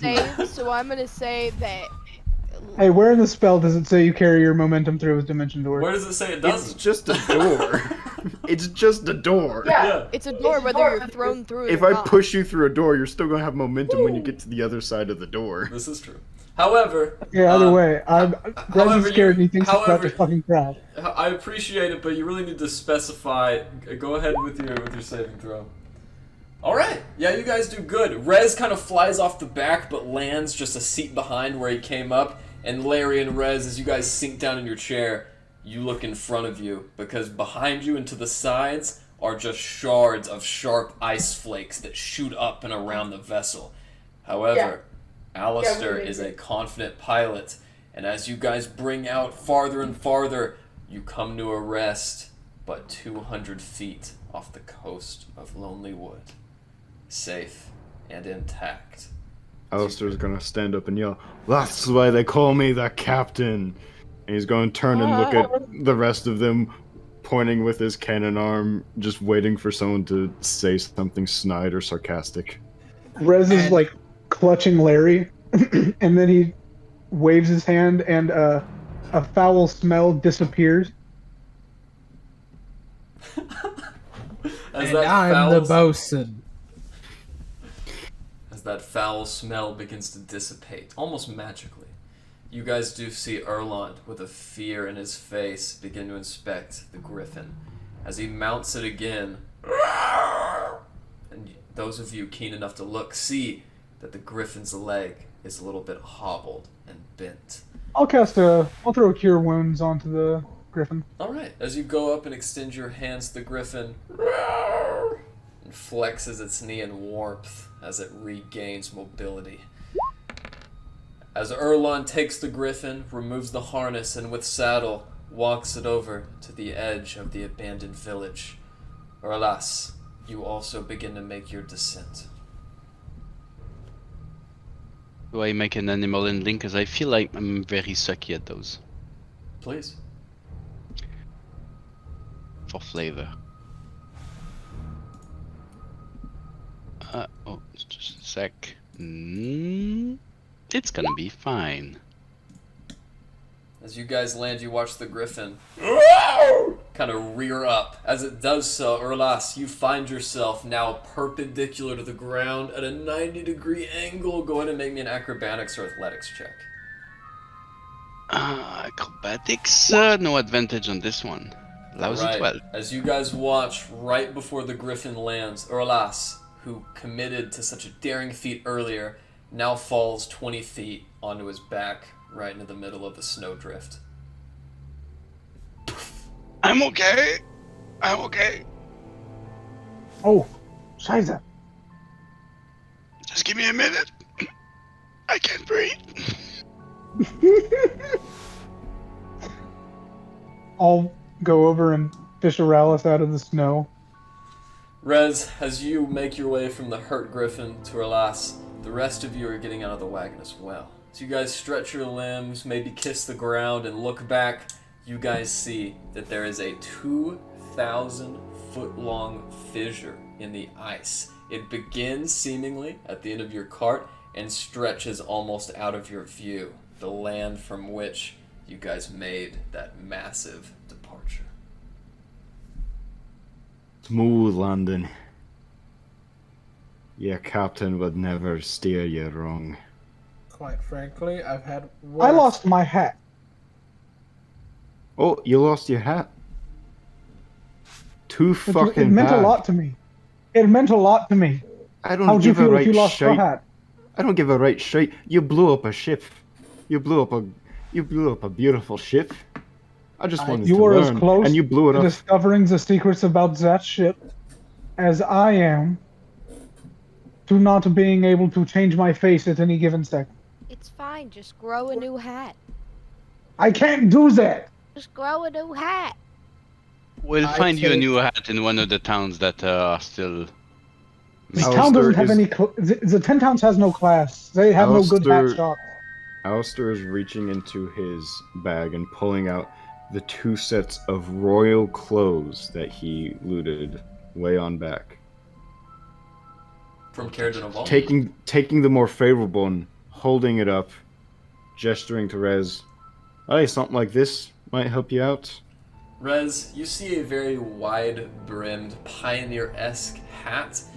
It is sufficient, but to you, it looks very quaint and unappeasing. I'll take it. And you said it's white? It's Well, black. hold on. When he reaches his hand out, I'm going to use my flamethrower and burn the clothes.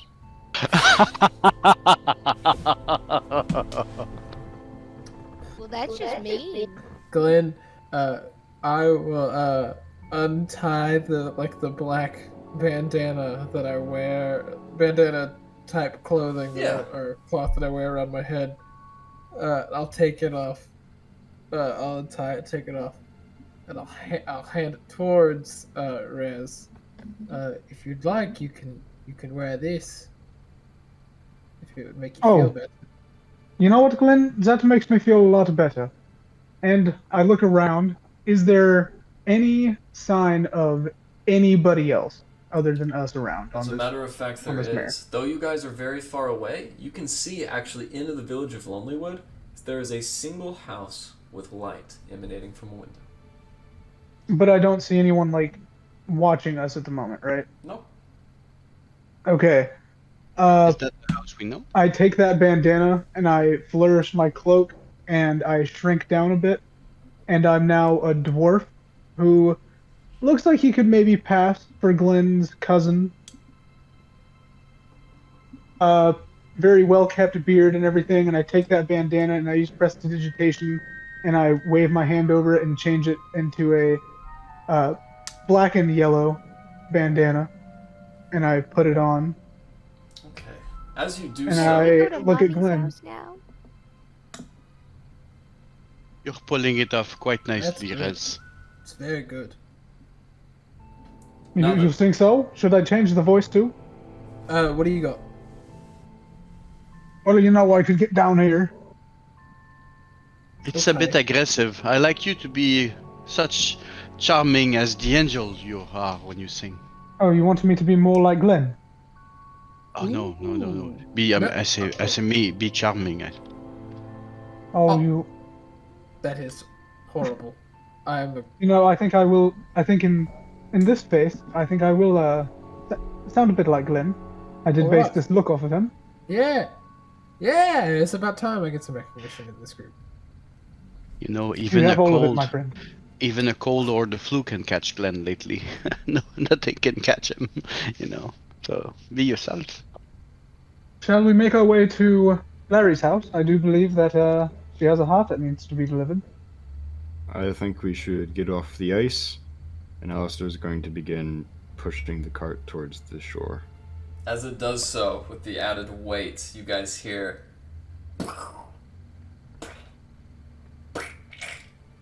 the sounds of breaking ice everywhere you step. Gonna take our ship away. I grab Glen and I dimension door us. You said we were 200 feet from the shore. I dimension door me and Glen to the shore. Okay. Elrond, Griffin's Elrond. Oh yes, I am already taking this one to the side, don't worry. Lead with the heart. No, take the two. I mean, Oh. really take the two. They I was will right be next to okay. Glen. And he does I'll take assist. the other. I'll assist him with maybe Rory helping out to give us triple advantages on saving the Griffins. Okay, yeah, well, the first griffin with the hurt leg was Like already in brought the to the ice. shore, Like a and I lizard on- assumed you landed the second one on the shore as well, since you fell into the snow. So the griffins are on the coast. However, the actual vessel itself is not, and only Alistair alone seems to be pushing it. Mm-hmm. You've made about 5 feet, so you've got 195 to go. I'm just pushing. I'm staying true. Isn't there a griffin tied to the front of the cart? No, Erlon detached that. Actually, the harness was destroyed in the landing, and so was the bird's leg until you healed it. He Gotcha. bows. Okay, so my friends will need to start pushing together, I think. Rory will help, Oh, thank you, Rory. of course. You guys got this! As believe Rory- in you! As Rory and you put your back into it, Alistair, go ahead and make me an athletics check. Only one spell slot. Athletics, not perhaps an acrobatics. Nope. Okay. Wow, Glen. I'm I'm really going to glad help. I'm not up there. Alright, and Yeah, it looks Rory like it is sucks. going to attempt as well. As you're kind of watching this and Push my laughing heart. to yourself heartily, Rez, you do keep in mind that the armor doffed by Glen is gleaming and without stain. However, his hat is not, and pressing up against your forehead is about 2 months' accumulation of sweat. I wave my hand again with prestidigitation, and it is clean. Good idea. With Rory's athletics check, you guys begin pushing this wagon at a quick speed. As you do, Orlas and Alistair, you hear At one point, the back right wheel of the wagon even breaks through the ice itself, and you guys have to heave it again as you guys inevitably and finally get it to the coast. Your feet are in water, and as you guys look back, you've cut a perfect right angle into the coast, which then capsizes under the weight of the fresh water which now consumes it. But the wagon is safe. I am not a holy man, but I will say we got some good luck on our balls. Wow, that looked very impressive. I'm very proud of. Sorry, new voice. I'm very proud of all of you. That was quite impressive. Is that a different voice? Alistair's gonna sit down next to the aircraft. Any chance we could take a rest any time? It's been a long several hours for me. Oh, In the well, house. That's when we get home. Yeah, Yes. we're pretty close to. I changed back into the half elf. We're pretty close to the. We're pretty close to the black cabin anyway, so we might as well want to do that pretty quick. Okay, let's stop moving. We'll get a good rest and we'll get the cart and we'll work on version 2 soon enough. Do you ever Hey, feel like everybody, we're alive. we're always just going from place to place, and something's always waiting for us at that place, and we never really get to properly rest. The Alright, wavy let's- navy Oh, it wouldn't never be No, rests. it's fine. It's Let's Mummy's get house. going. Alright. As you guys make your way now beyond Lonely Wood and deep now into the cavernous wilderness known as the Evermarshes, you guys make your way back, and after a 4-hour march through the forest, spotting elk, magnificent white polar bears, even a few penguins that have gathered around the edge of the mare, you guys spot this wondrous, lively wildlife. And beyond that precipice, as you guys break through the tree line, the artisanally crafted black cabin, nestled amongst the trees, right in the corner where you now have left it. You see, Layree, through the cold, the trees and evergreens that surround your house appear specially hospitable and inviting. As you guys walk to the Larry, I front think now, we've made it. as you guys walk to the front now, the door is closed, and what lights border the exterior windows seem to be extinguished. It is 10 p.m. Mummy, I'm home. Let's not rush her, please. We need healing. Anybody, Glen, please. I'm Guys, going to walk Oh, back yes, to my we need mom's to. room while they're doing this. As you open the I'll door, follow Layree, Larry. inside you see a breakfast awaiting you. A hearty hero's feast. Decadent pieces of honey nut bread, saffron-infused hummus, and a few dishes you've never seen before. Eggplant with what looks like brown rice and tandoori chicken around the sides. Oh, Where is Madam Hopple? As a matter of fact, as you look around, Rez, you don't see anybody. Larry, take me Mummy. to your mother. I think I can help her. Well, let's go. Let's go to Mummy's room and knock on the door.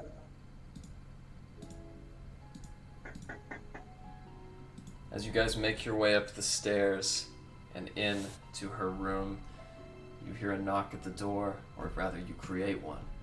And inside you hear a very shrill but familiar voice, Layree. My son, I'm much too weary to answer your call. Mummy, I've got the heart. What should I do? How do I help? Oh, Larry! And about that time, you hear some rummaging inside. Not just of things being cleared or moved haphazardly, but another sound. Rez and Layree, you can make an Arcana check if you'd like to interpret what that sound could be. I'm running to Lashana if I can find her somewhere. Okay, Rez and Layree, you don't know what this sound is, but as the door opens on its own, you see your mother, Layree. curlers in her white hair, balsa wood in nature. She sits, having just taken a bath, in her robe, on top of the covers, without any additional warmth to comfort her. She leans her head to you, and with her eyes closed, "Come, my dear, I'm very ill." I stand by her side. She outstretches her hand to you, and as she fishes it around, she inevitably grabs your hand. "Just tell me, how is Timothy?"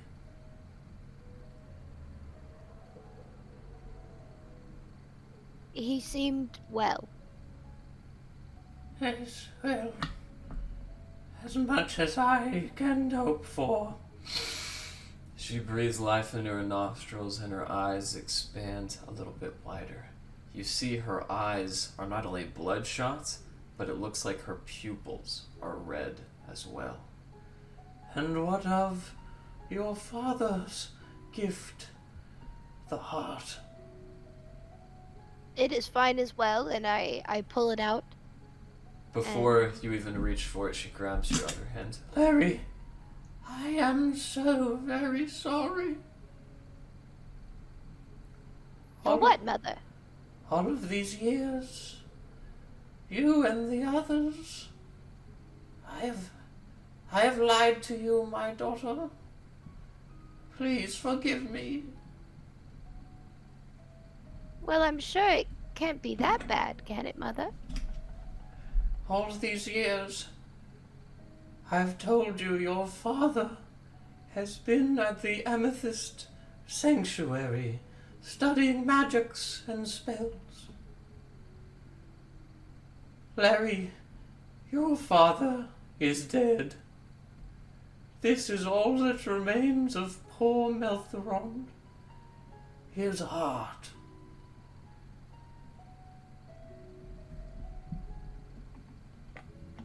You're weary, Mother. You're not well. We need to help you. How can we help you? Go fetch Marchand. I am in need of water. Right away, Mother. Rez, And I go Rez fetch him. will leave. Will gesture to Layree and say, "No, you stay with your mother," and I will run off and I will go find Marchand. As you do so, before you could leave, Orlas wanted to go find Leshana. Are you with us, Joe? Oh yes, always. With that, Joe, you find the room. Layree, as you hear Rez stomping down the hallway, Rez, you see a couple doors open, the rooms of different children. As you march by, some of them are waking out of their slumber, that poke around to see what's going on. However, Orlas, you go to Leshana's room. What would you like to do before Rez arrives? I will just be screaming her name, not too intense, like independent, but I do care, and I'm scared to know if she's okay. Yes, 1 second! And before she moves, you see the door to her room open.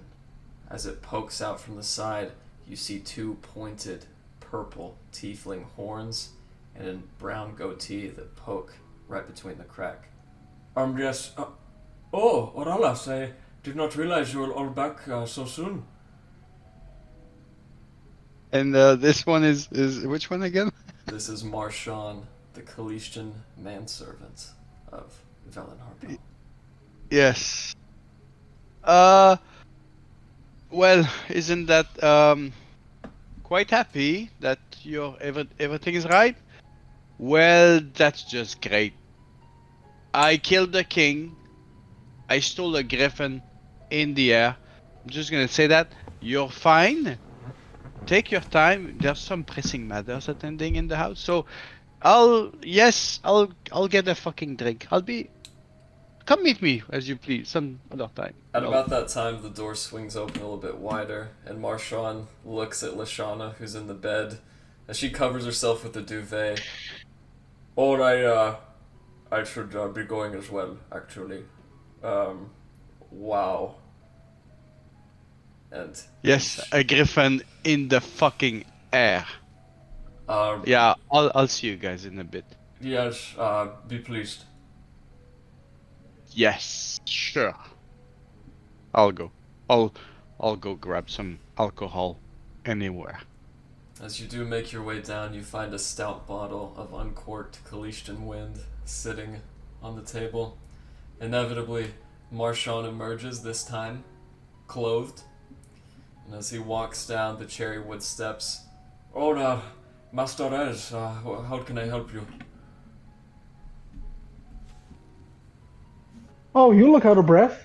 Oh, yes, very busy taking care of the place in the mistress's absence. Oh, yes, I'm sure you were taking care of it real well. Yes, Larry's mother, Lady Hopple, said she wanted some water. Oh, right away. We have a fresh basin at the moment. And then what about you, Mr. Erland? Is there anything I can do?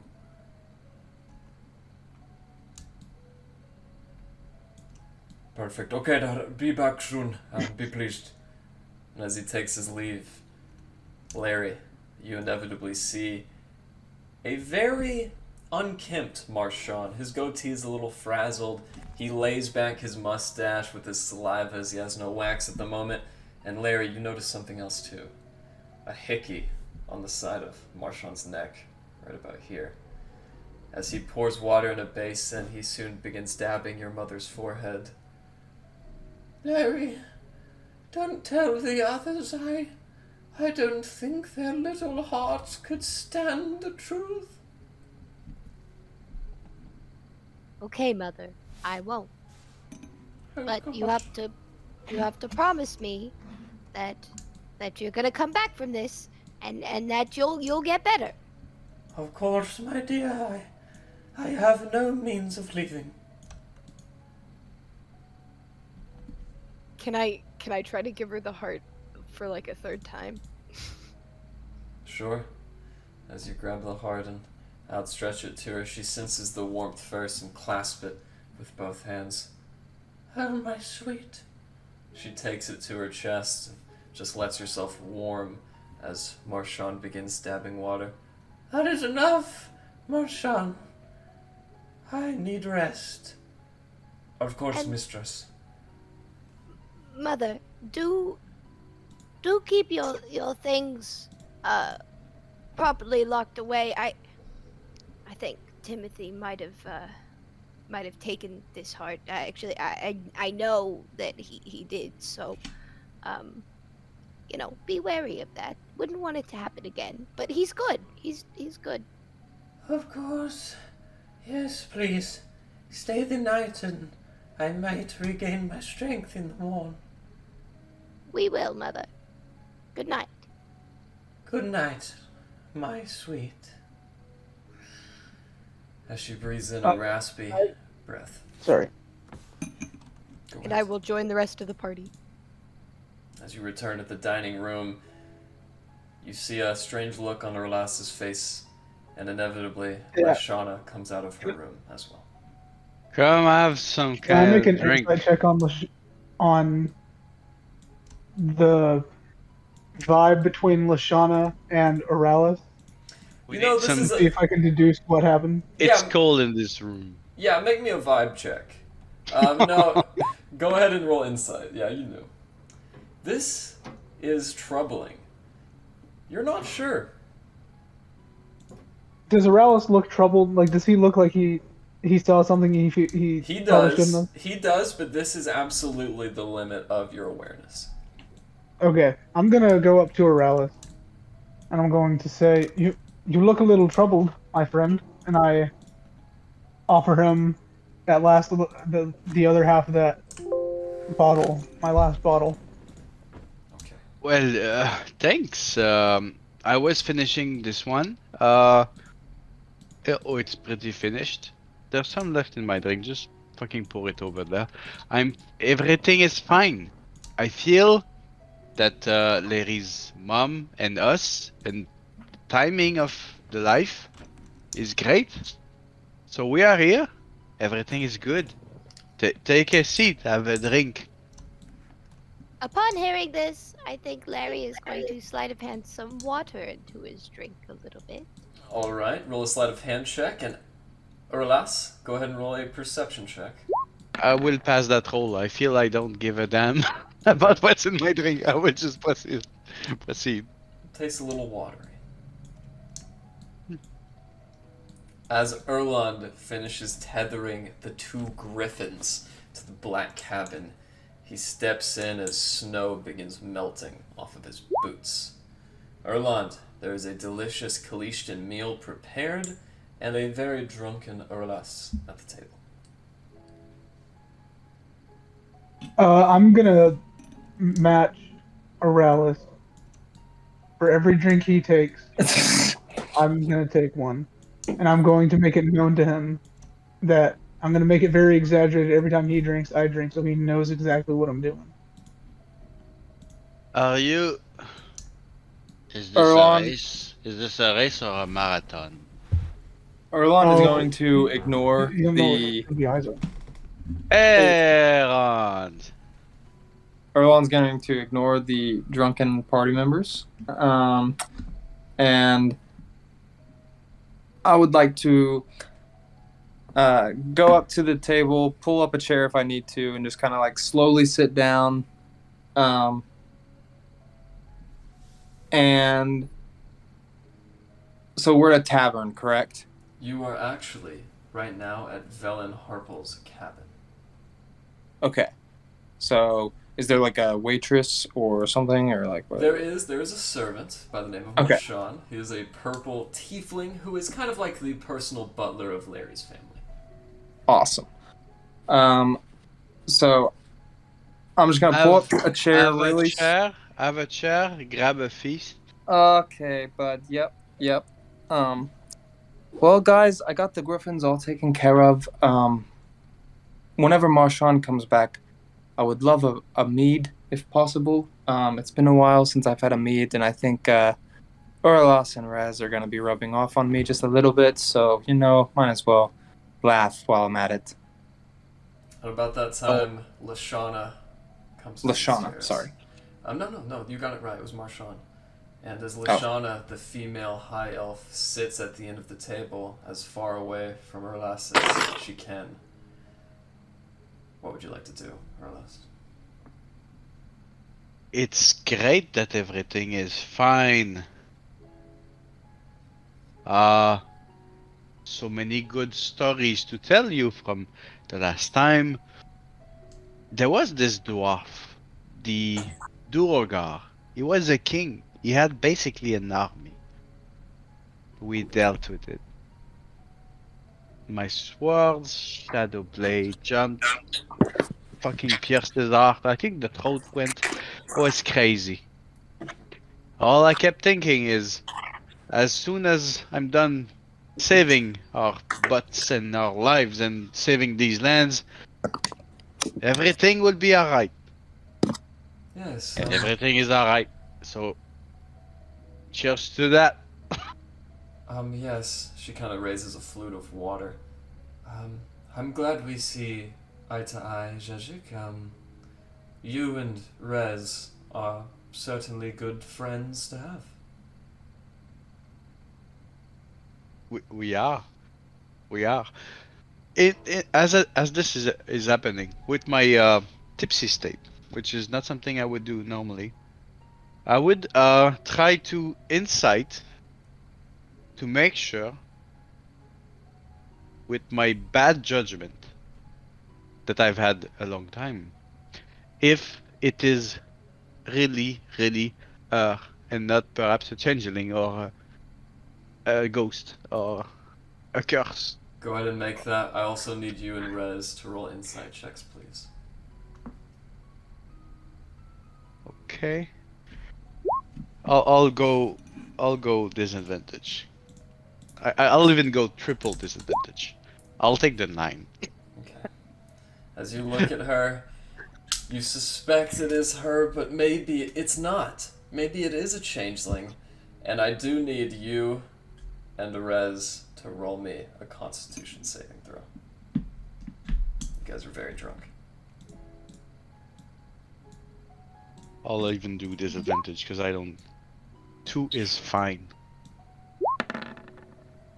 Sorry I was late, guys. I really missed you guys. Oh, I missed you too, man. We missed you. With that, Rez, you are somehow already drunker than Orlas. Orlas is saving his constitution, but you guys are both knackered. And Rez, you know that this is Lashana. However, Orlas, you're not so sure.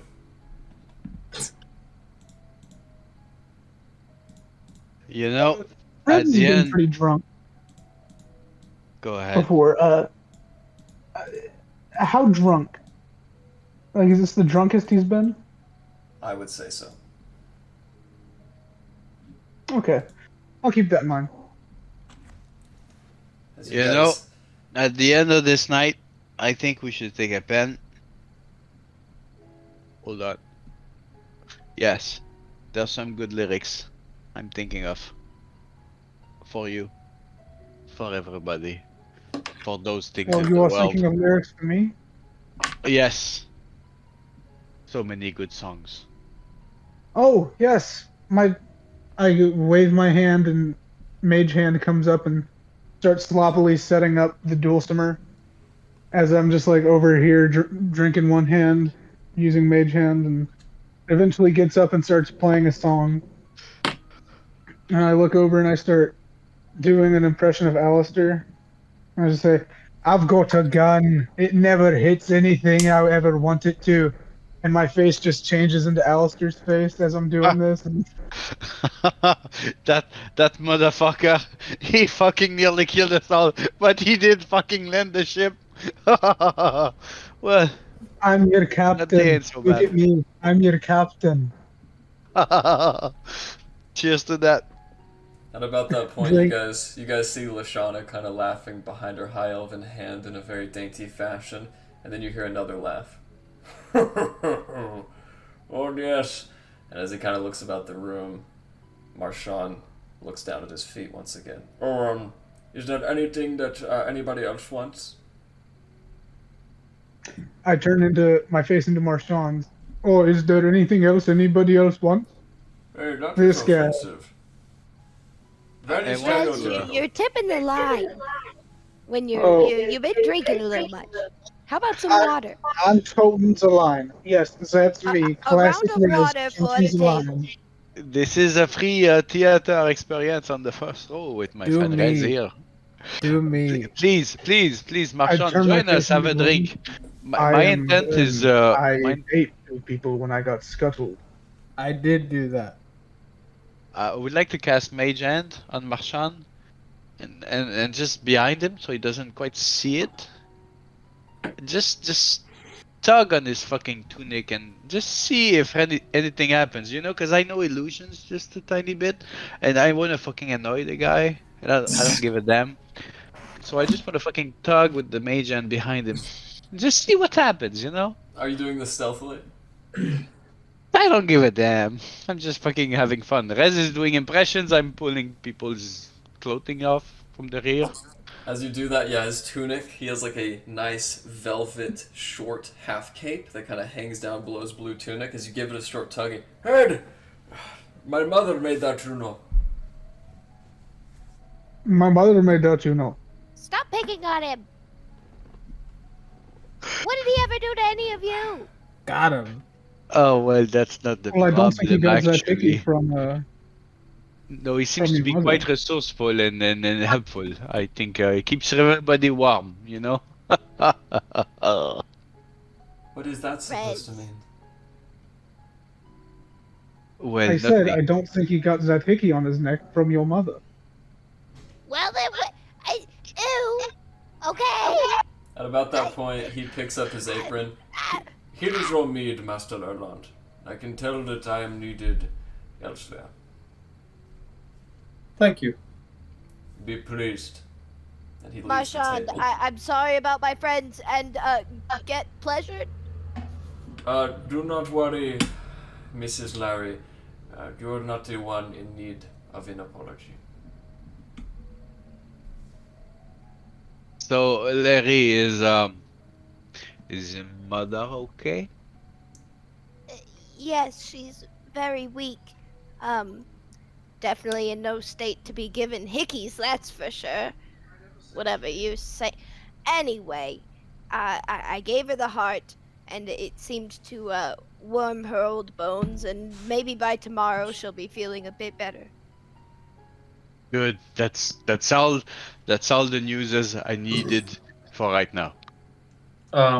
Quick question: does the party as a whole know exactly what's wrong with Larry's mother? They know that she has suffered a heart attack, but that's about it. Okay. Could somebody do a medicine check on her just to be sure? Erlon's more than welcome to. I could also give it a shot. As you guys inevitably follow Marchand, who is very briskly walking back to her room, you guys find yourselves in that same hallway. Black, dark charcoal carpets with a very lovely Wingate dark wooden walls. Each door is dark crimson with like a gold lattice work around the corners and the doorknob. As you guys come in, you see Marchand standing next to the door, and you see something else, Glen. Through a cracked door, it is the face of Casper, one of the little boys, as he looks out. Oh, Mr. Glen, you're back. I couldn't keep me gone too long. Do you have any more stories of the sea with Mr. Davies? Less stories of the sea, more stories of the sky. And as he pipes up his voice, Marchand sees what's going on. Hey, Mr. Gaspar, your mother told you to go to bed an hour ago. Okay, but later, we'll talk. Cool. Of course, I'll tell you all about it. Bye. As Casper shuts the door.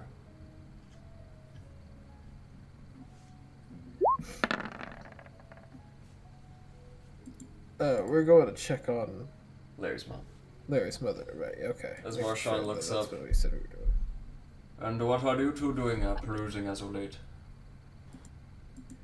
Oh, I'm sorry. I thought we were in the room. Not yet. We just kind of wanted to give a little check to Larry's mother. Alright. We know she wasn't doing great when we first got here. Your trusted friends of the mistress, but do keep in mind she is very fragile and very sick. Of course, utmost care. He knocks on the door. Or she must be sleeping. As he opens it, you walk in, and you do see Larry's mother clutching something on her chest which exudes a warm yellow light. Her eyes flutter open. As you look, you can see the color of her blue eyes have now turned red and bloodshot. Oh yes, you too. How art thou, Sir Erland and Glen of Connacht? I'm doing okay today. Larry seems a little troubled with you, so Glen and I thought it might be best for us to come take a look and see if there's anything we can do to help as well. So thoughtful, my daughter. Please, do your tests, but know that I must go to a deep slumber very soon. Are we letting that one stand, or do you want me to roll again? We'll let it stand. With a 16 medicine check, and Glen, your 19 medicine check, both of you guys determined she has indeed suffered a heart attack. However, you guys also know that she is gaining health, and the best thing that you guys could do now would either be a prayer of healing, a lay on hands, or even a cure wounds might help her gain some much needed electrolytes. I gave her a cure wounds the second we got in. I dropped it in the chat. That's right, but she could use another. I'll do another one. Well, no, before you, I got some real casual shit. If you want to use a spell slot, I don't know if anything's gonna go down, but I can just use lay on hands. It costs me nothing except for some of my lay on hands points. Just if you want to use your cure wounds, by all means, but just whatever you think. I mean, yeah, if you want to use lay on hands, feel free. Okay. That way I don't have to waste a spell. Yeah. I've got I think 35 points now of lay on hands, so I'm just gonna use them all. I got Okay. think I'm probably gonna go to sleep soon. So There you go. Glen and Erlon, as you do your best to resuscitate this woman, you find, in addition to Rez's Cure Wounds, which you don't even know is cast, she is still somehow not even at what you would consider half health. I'll say to her, like, you're responding very well to the aid that I can give you. Thank you. Now, do be a dear Jean and go find your sister. I It's threw her a lay on time hands to- in there. It's her time to wash the floorboards. Sure wins. Yes. Later, Meltheron. I'm very tired. Of course. And as she says that, we'll make our leave. Yeah. Marshawn looks back. Thank you all very much. I do not have such abilities as this. We just do as we can. Then we have that in common. Be pleased. And Marshawn waits outside of her door as you guys inevitably walk down the hallway, turn down the cherry wood staircase, and get back with your party. As you walk into the room, Rez and Arelas and Alistair and Layree, what are you doing? I'll open my book. I would be arm do- wrestling. If you want to. You're what? I'm devouring as much food as Arm I can. wrestle. Alright. And Alistair, Just this drunkenly- eggplant is neither seared, burnt, nor is it too ripe to chew. It is perfectly cooked. I'm just tearing into eating, drinking, everything.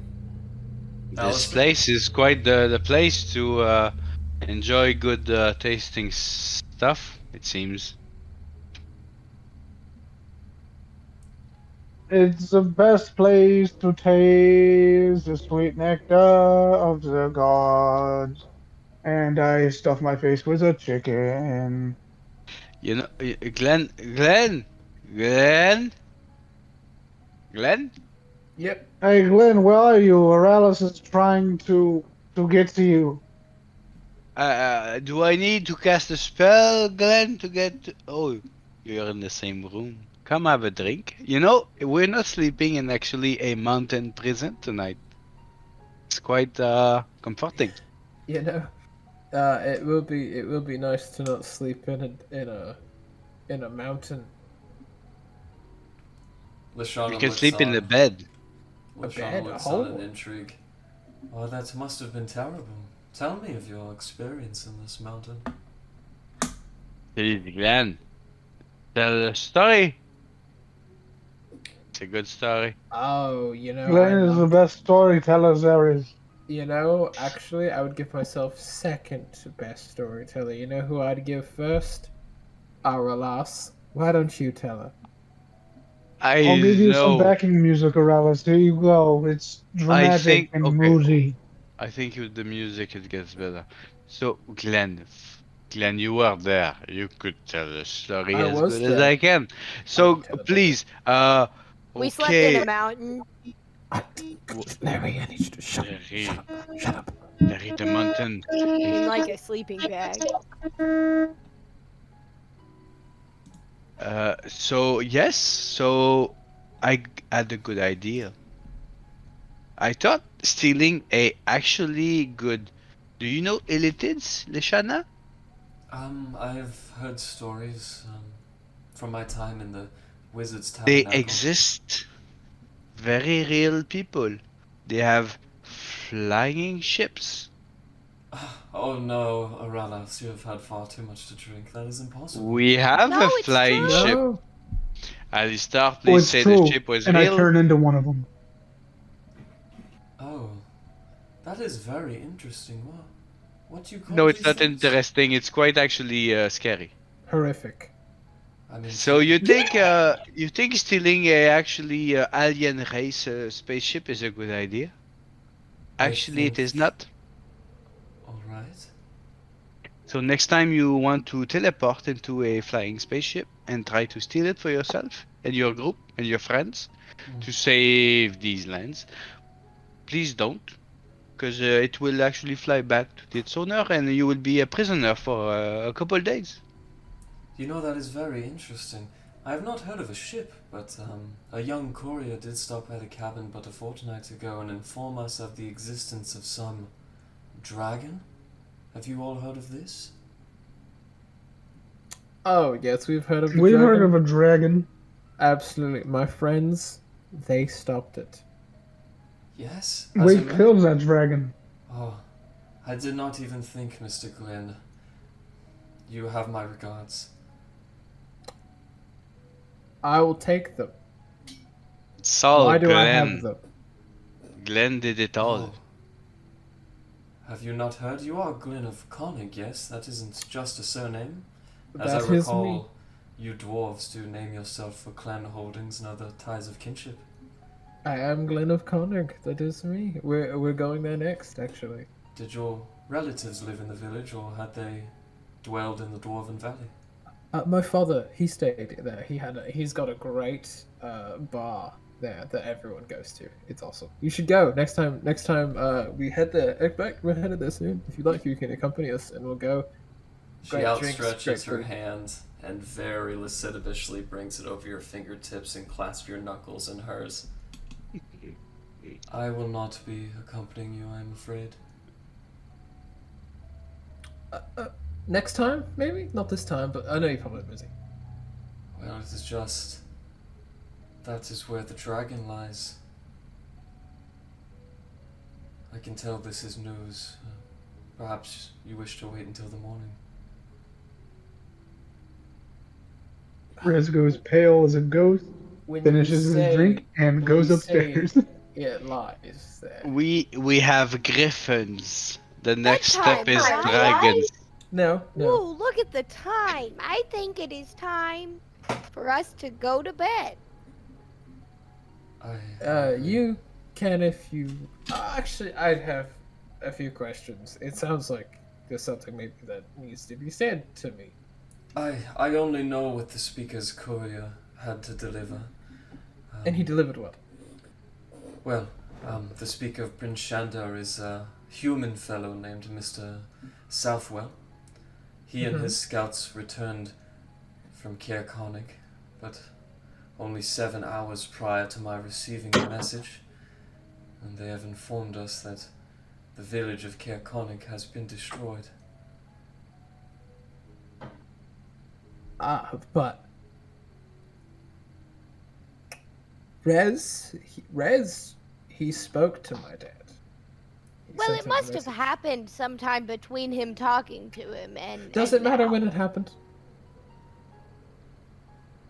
Yes, that would be right. 7 hours for me is but, 28 for you outside, so by my terms that must have been yesterday when it happened. Where's Rez? He He's spoke to my father. Yes, so he's I'm sitting, sure there's something. right next to you, indeed. Ah, Rez. Tell Is him. time still different even without the heart? Yes, it is. It differs without the heart. Now that the heart is back, we can start retaining it to, well, actual time. Rez, tell her she's mistaken. You spoke to my father. When she started bringing up Caer Konig, Rez downed his drink, went pale as a ghost, and left. I don't know if anyone heard that, but yeah, he dipped once the mention of Caer Konig came up. Alistair's gonna follow Rez, seeing him dip out and walk away. Alistair's gonna follow. feeling It's suspicious. sleepy time. Orlas, you seem very tired. Oh, I'm Okay. fine. Are you? Of course, always fine. Are you I sure? did I tell you the time I jumped into a flying griffin from a flying cart? No, you didn't, but I'm sure more of the details will be clear once you sober up. It's all clear to me. Glen is moving to every room that I'm aware of in the space, knocking, looking for Rez. She gives you a very platonic hug, Orlas, and begins to head up to her room. As she does so, Okay. in a different Good night. wing, Rez is subconsciously fleeing from Glen. As that occurs, oh, go ahead. I'm gonna pause the time for a second. I'm gonna start to cast something I just mastered. As she is going, my action is going to be this. Hold on. Hold on. Hold He on. is so excited about this right now. No, hotel Wi-Fi. That's what. Okay. Okay. So as she is walking, I am going to cast this onto Lashana. Which does it link the text? Okay. So I'm blurry. I am losing grasp on reality, but I still feel I'm going to cast this spell on the Lashana I think I know. And then this can go as in between Glen and Rez are talking, or I don't know. Okay, yeah, as Glen realizes that Rez isn't there and looks around, you cast this spell. As Lashana goes up and into her room, you do see her almost like looking at a hologram or infrared of behind the wall as she sits down at her stool and continues to paint on her canvas. Are you saying this locate creature is not locating? No, it is. As you watch her as she enters the door, and as she closes it behind her, you see Okay. her in the room as she begins painting on her canvas. Okay. So Lashana from this room is Lashana. It is. Perfect. Closing that image, going back to my drink for now. Rez, are you marching towards your rooms, which are next to Lashana's, or are you going somewhere else in the house entirely? I'm gonna go that direction, but I'm gonna try to dive into one of the other rooms. Okay. Probably wake up Casper or something. So, But I'm just gonna like duck Yeah. into one of the rooms and hide. unfortunately, the way it works is in the massive living space, there is like a mezzanine, or like a central balcony, kind of like a saloon, where Lashana's door is, and the party's rooms. The other rooms that you're talking about are actually next to Evelyn's rooms on the other side of the staircase, so they are in the opposite wing of the house. You could dive into another room, however, it would have to be one of the players' rooms, or Lashana's. And Alistair is following him from the table. Okay, Alistair, make me a survival check. and Rez, make me a stealth check.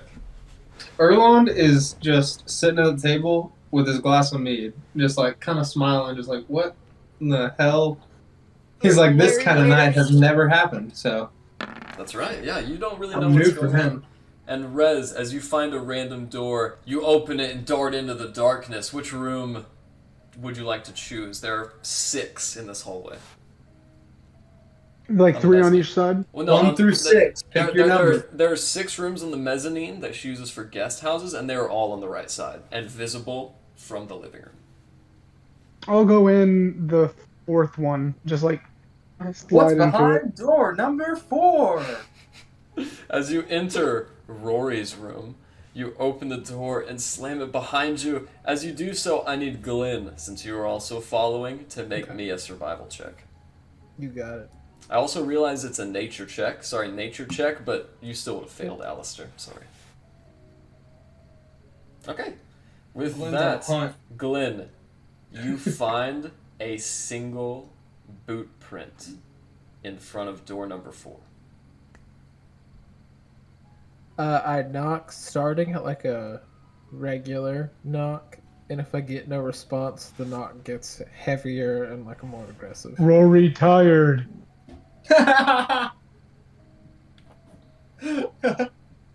I'm essentially like hammer punching the door now. Rory tired. Rory don't want talk. I can tell that's not Rory, right? Or like, Oh, dude. he's Well, a it sounds like changeling. Rory. It sounds perfectly like Oh Rory. shit! However, you do hear some heavy footfalls, and coming up the stairs behind you, Rory said, "What?" Right, Change into right, Rory. Yeah, I change into Rory behind the door. right, Rory. Thank you for answering a question I just had. And then I kick the door. As inside the room, you find an identical version of Rory. And Rory steps. Who are you? Who are you? Me, Rory. Me, Rory. Me, Rory. Me, Rory. You not Rory. Me, Rory. Poor Rory. Rory kind of sits dumbfounded. Okay.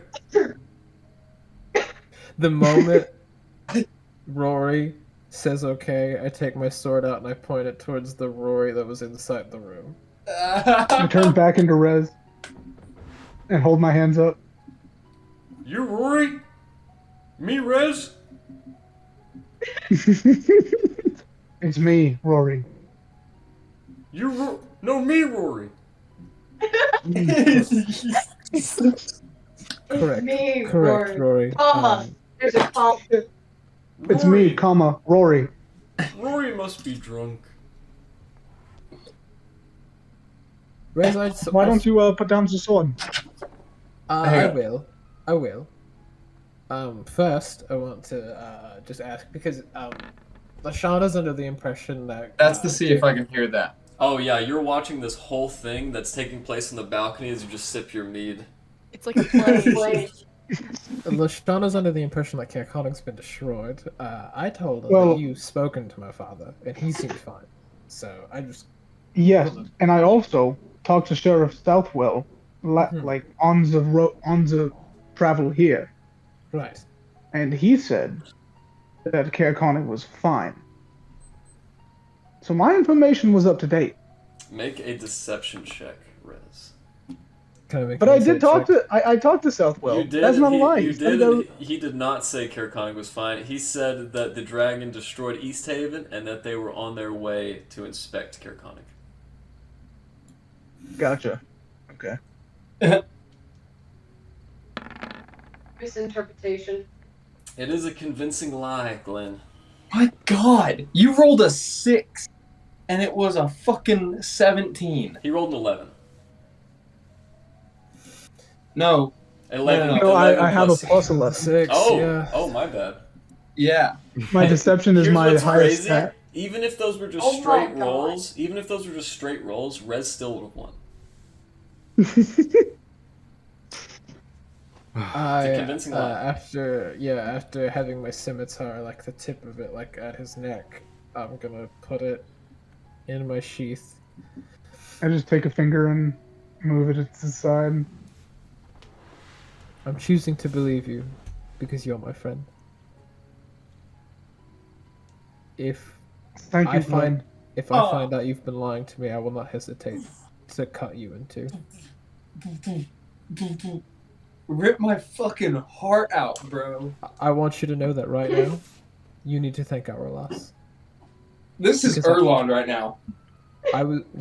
We were given the choice as to where this dragon would go, and I deferred the decision to Aralas. Had I made the decision, I'd have killed your brother 1,000 times over. I want to kill his brother too.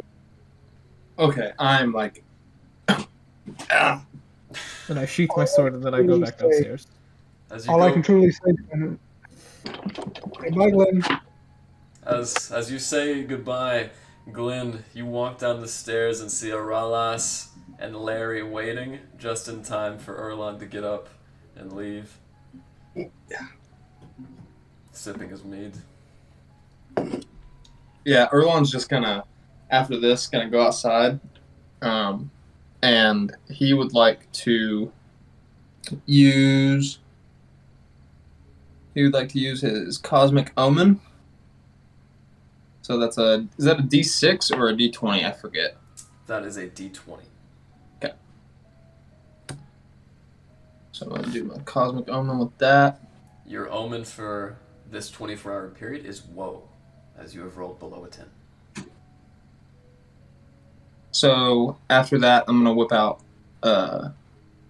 my stargazing spyglass and start sifting the stars, see if a little star meditation doesn't do me good for, I don't know, probably an hour and a half or so, and then I'll go into full meditation.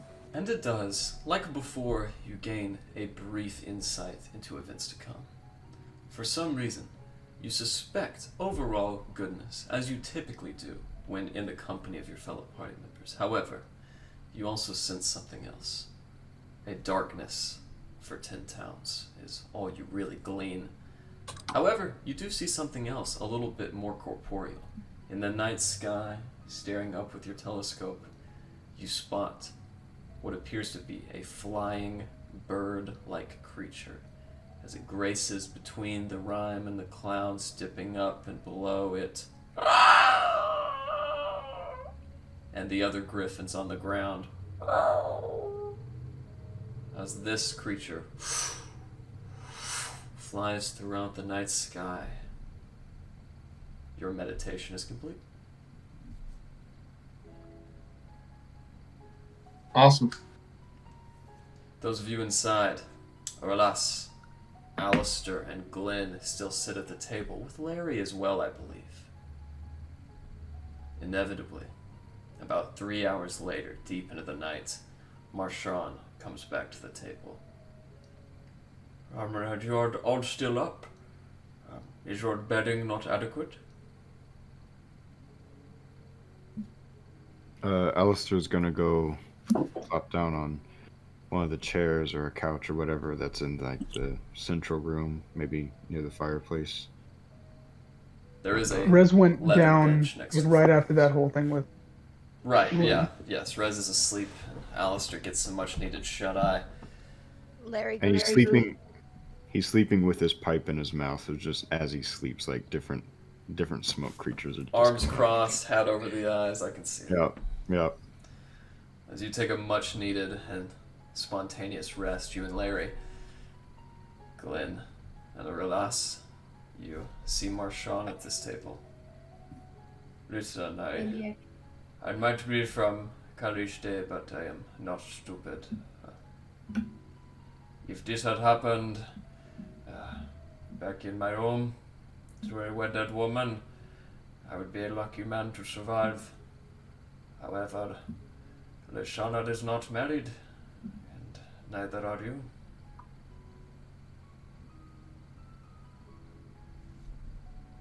Of course. Formalities, eh? You know? Who has time for formalities?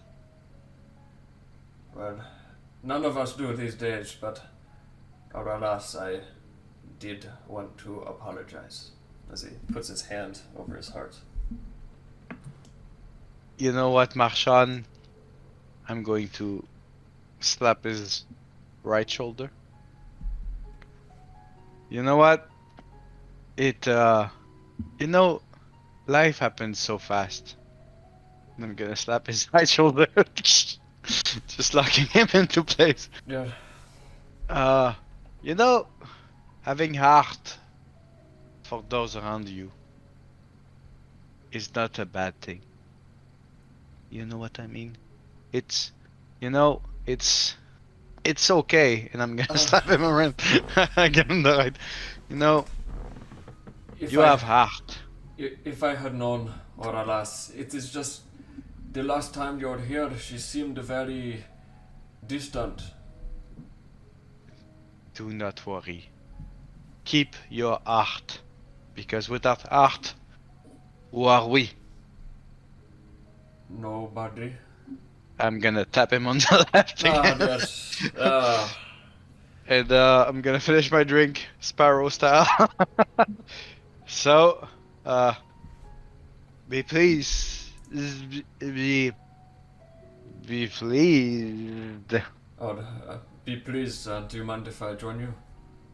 Oh, there's some bottles left there. I'm going to trance my night away now. He takes the Kalishtian wind, and as he dumps it into a pint, you see, as he pulls it up, one drop of the green liquid falls out. I'm gonna laugh like a fat bastard. And I'm going to go find anywhere to crash. I don't care where. I'll Aurelas, crash. make me a Constitution saving throw. Please don't make me vomit. As you stand up from the chair and deliver these lines, you turn around and make it up the stairs. Please. Be pleased, Arlas. As night comes, it is a very... You said I'm down there as well, right? You are, yeah. You are the only one who's Okay. currently either inside and awake, whereas Erland is still outside. Yeah. Okay. I'm still awake or whatever. I'm also sober, not drank anything. In this Correct. Whenever Aralas goes upstairs, Marshawn, right? That's who's down there with me. Yep. If it's just me and him, after the conversation that I've had with Rez, whenever Aralas leaves, I'm gonna tell Marshawn, listen, Aralas, he's a very nice man.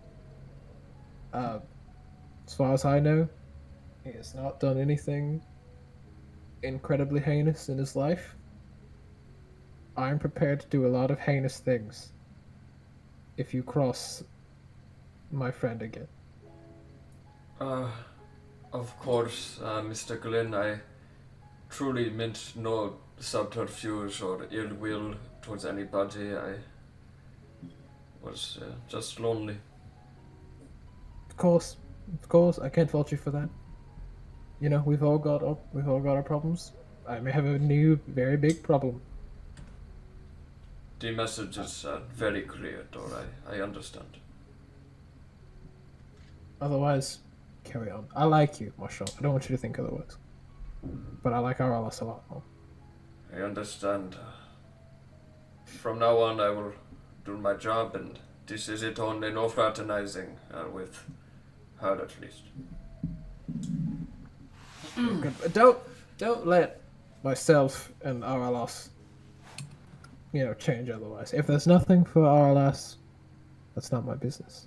But I will beat you to a pulp. That's just where I'm at right now.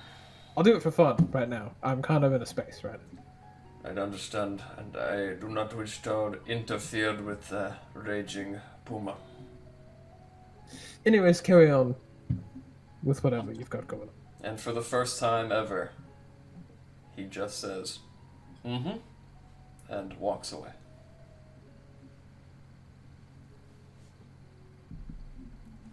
As you are alone, Glen, with only the crackling fireplace and Alistair's occasional smoke monster. I hadn't thought about this now that I'm alone. Great timing. I'm so glad that I've kept this spell available to me. That I've kept the spell slot open. I have to look it up again real quick. I'm so sorry. I'll do it real fast. I have augury. I've not used augury yet.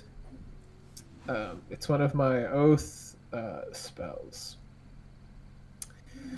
So, with the few trading cards that I have, I'm going to lay them out in front of me. And I'm then going to cast at second level augury, which I receive an omen from an otherworldly entity about the results of a specific course of action that I plan to take for the next... Oh, it's the next 30 minutes. Shit. I'm still going to try it. Okay.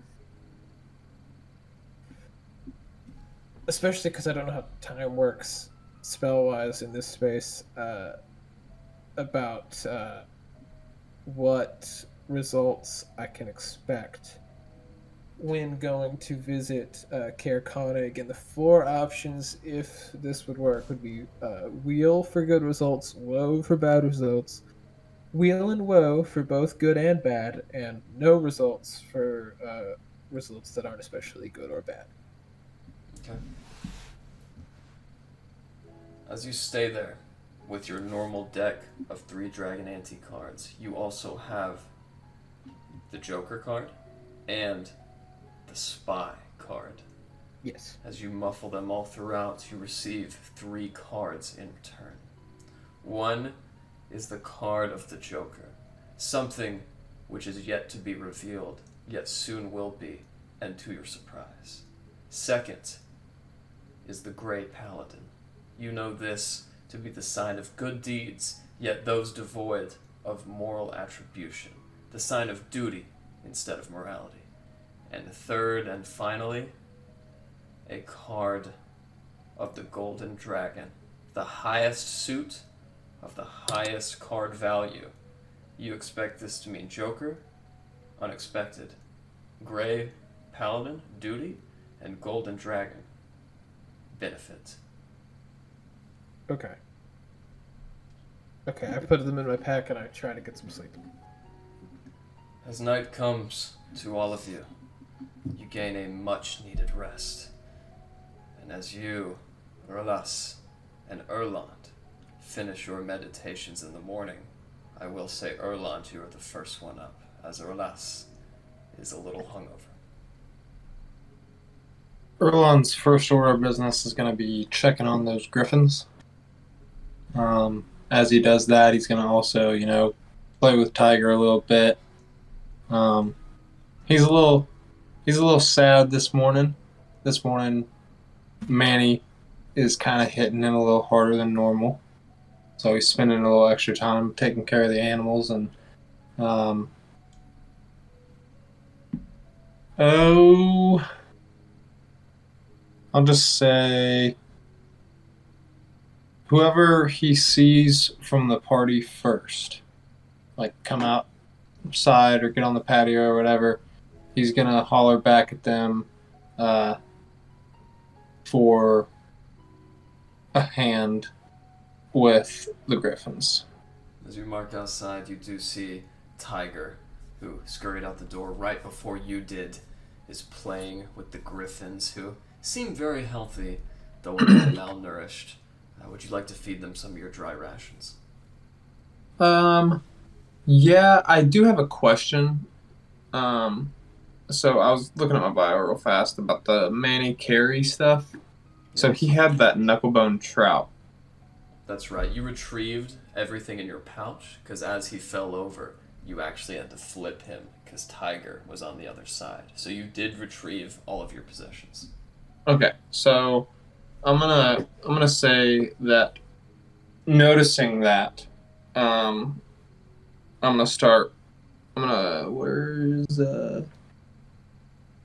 just gonna create fire, or what is it, fairy fire? Would that work? No, but campfire will, and produce flame. Produce flame, even better. Yeah. So Yeah. as you cook the fish, Yep. very nice. And as you do so, you see one of the griffins leer out. Imagine an eagle-like head on a lion's body with voluptuous, feathery bird wings. White fur and feathers are all you can see beyond a yellow beak that etches out. I'm gonna make sure that I split it well enough to where, like, before if I notice him reaching out for it too much, I'm gonna split it in half to make sure the griffins get an even bit of it. And I'm also gonna pull off a little bit of that for Tiger as well. All right. As you do so, Tiger consumes it, and actually, when you give it to him, he looks up. Thanks. He speaks to you in Druidic.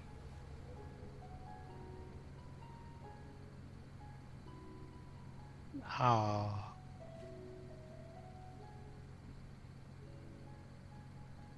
Inevitably, Alistair and Aralas, you are both wakened. Alistair, by the sounds of the griffins outside that lull you from your sleep, and Aralas, though you are an elf, you wake up a little bit earlier, but not quite as early as you could have as you rub the creases in your eyes. I'm gonna look in the mirror and say, I have a kobold kind of eyesight this morning, and I'm gonna go straight to the nearest source of water. I'm gonna drink as much water as I can. I feel it's quite needed. There's a small basin in the room which is filled with water, no faucet, but fresh water carried by Marchand. Go with that. Quite a gentleman, that sweet man of a gun. I'll grab a couple of buffet leftovers, and I'll run right outside and start practicing my summon phantom steed. You know, Alistair. Oh, as go a ahead. man would work his motorcycles in the garage and do some noises and be annoying and just do his fucking thing. I'll just do that for a couple hours as everybody wakes up.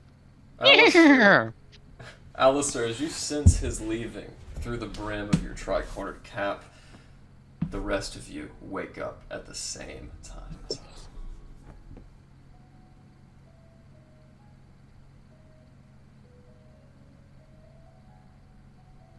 No, I'm not getting up. My head is killing Come me. on, Rez. No. You chose to drink, Yes.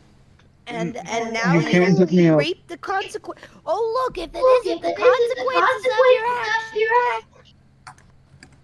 Okay, well, I'm not getting up. My head. Oh, please close the blinds. Rise and shine. No, stop.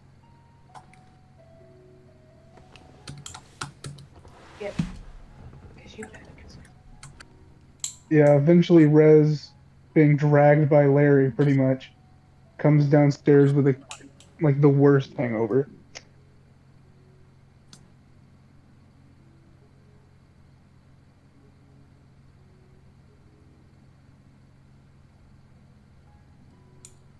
As you walk outside Wow, this is quiet.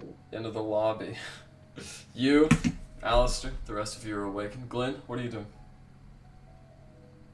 I've awoken in the chair that I fell asleep in, and I have not gotten up, but I am watching the door that I know Rez is sleeping behind, waiting for him to come down. So when I see him come down, I'm just watching him as he comes down. I'm just waiting for the word as to what we're doing. Rez, have you left your room?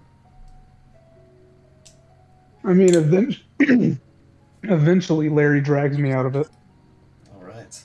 Inevitably, as you guys come down, you see a dwarf still in his plated armor, which drool fell on and then immediately evaporated from as he locks his stilly gaze onto your expression, Rez. Morning, Glen.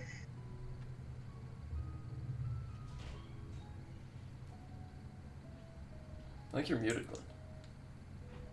Morning, Rez. Do you have any plans this morning? Well, I figure now that we're all rested, we know Larry's mother is all right. Mm-hmm. The heart of menopause has been returned. Mm-hmm. So I think we can head to Kerkonig. Oh, great. Yeah, Should and we we'll say go. goodbye to my mother one last time just to make sure she's okay? Of course, Larry. By all means. Of course, Larry. Take your time. And I I'll be will waiting at wander the house. back. As you make your way back, you do see Marchand as he exits the door and slightly shuts it behind.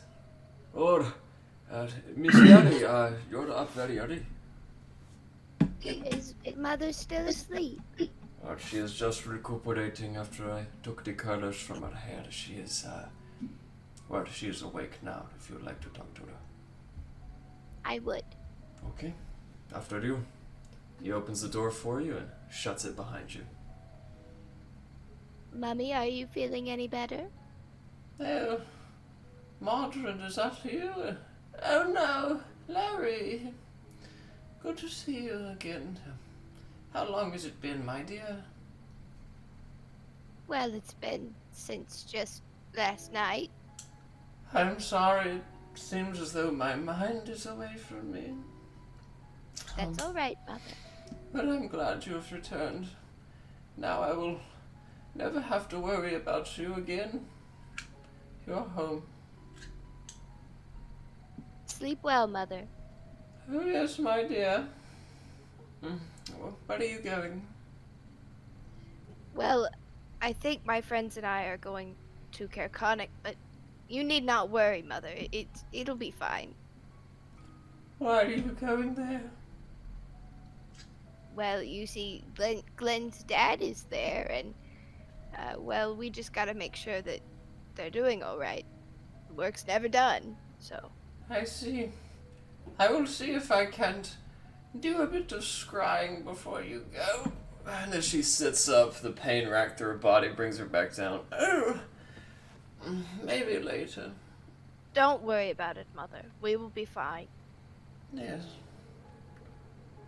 Stay safe, my dear. We will. You rest now. Mommy loves you. I love you too, Mummy. She turns around. Oh, Meltheron, what am I going to do with her? And I join the rest of the party. As you do so, congregated on the front deck now, the griffins are well fed. The young Yeti well tended to.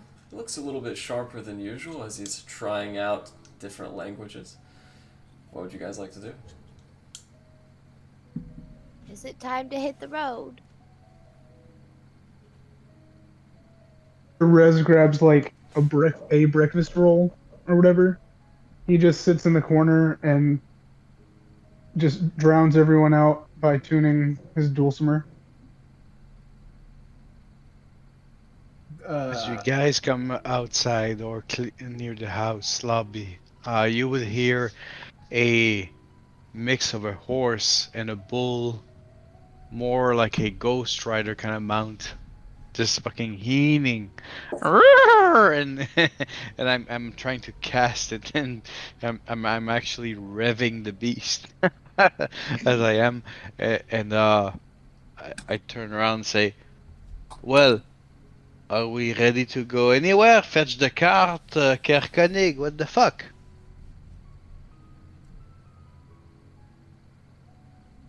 I'm absolutely ready. Rez, are you ready? Ding ding ding ding ding ding ding ding ding ding ding ding. He's ready.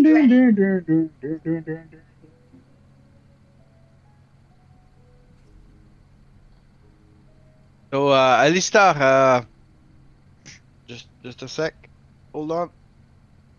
Okay. So what is the plan, Alistar? Kerkonig, I think we have to go to. Well, I suppose let's go to the cart and I'll get it all prepped and ready for another glorious fight. The fight or flight? Flight. I like that better. So you guys march on, and Let's Alistair. avoid the fights. As Alistair goes to find the wagon, those of you that accompany him do discover that the wagon, though beached and sculled as well as one can, you find that the last back left wheel is dipping ever so shallowly into the water as it bobs up and down. I would use my Phantom Steed to for the 250 it out of there and bring it back as we can. Alright. Would you like to describe your steed? It is magical in nature, after all. Would be a mix between a very ugly horse and a dead skeleton ghost rider, bullish creature, very large, very ugly, a bit of a fucking donkey. Just Alright. yeah, that's my hog for today. Orlas, That's all I could muster. as you bring back your conjured nag, that very painfully brings back the wagon laboriously through the ever marshes and now at the base of the black cabin where everyone else is gathered. What would you guys like to do? I'm going to be going over my pre-flight checks, making sure everything's in good working order. If there's anything that's not up to snuff or is a little broken, I'm going to fix it. And just, giving it a good once-over. Erlon sees Alistair doing a pre-flight check on the wagon, and he kind of feels like he should also do something, and so he's gonna be lifts up the wing of the griffin. 2 of them now. Yeah. I don't know if you were there. We have 2 of them now. Yeah. But I'm just gonna kind of do really silly shit like that, picking up the wing, moving the head around. Yeah, yeah. Pre-flight check, after all. Make an investigation check, Erland. Okay. While he's doing that, I'm going to approach him with the harness and the reins to, get them all hooked up to the cart. Erland, you find 2 ticks on the rightmost griffin that you effortlessly pluck off, and before you can throw it to the ground, Tiger intercepts it with his mouth. As he eats the ticks that you pluck off. Can I do the exact same thing that he just did to the griffins, but instead to the cart? Oh, Did pretty you just flat. say, can you eat Zach's baby? No. Can I do the exact? She said, "Can I do the exact same thing Oh. that he?" The exact same thing. Are Exactly. you checking the card I just checked? The audio The is cart. so distorted there. I could not figure out how you ended up there. I'm gonna eat it. I figured it out. So- Exact same thing. Zach's baby. I get it. Garrett must be some kind of genius, because I was like, we have watched this man have a stroke on stream. That's okay. But with that, as Alistair goes to check it, you can do the same. Go ahead and make me an investigation check. You are both artificers, after all.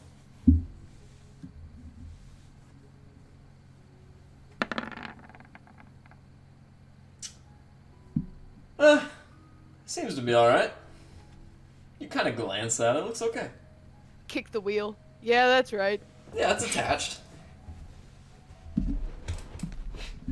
As you guys get the cart ready, the griffins in the front healthily jabbering at each other as Erland removes himself after completing his check. The one with the saddle, the one on the left that you were actually riding earlier, Erland, looks at you with a very confident...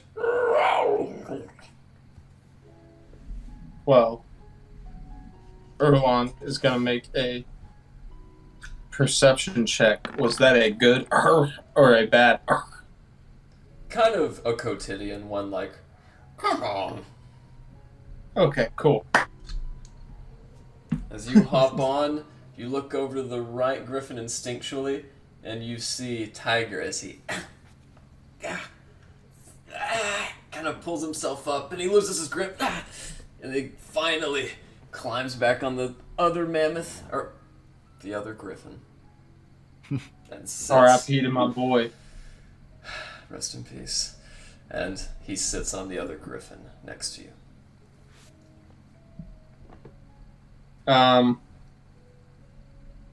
Question. Seeing him struggle like that worries me a little bit. Is there a way that Layree or Alistair could quickly harness together a makeshift grip of some sort out of my rope? Sure, yeah, as you go and ask them to kind of make a makeshift saddle, Alistair and Layree, do you accept? Yeah. I do. I'll help. Cool. As you guys spend, less than an hour kind of making a rudimentary saddle, you see it's bound with some knots on the end, some cable knits, and it makes a nice, if primitive, saddle. Nice.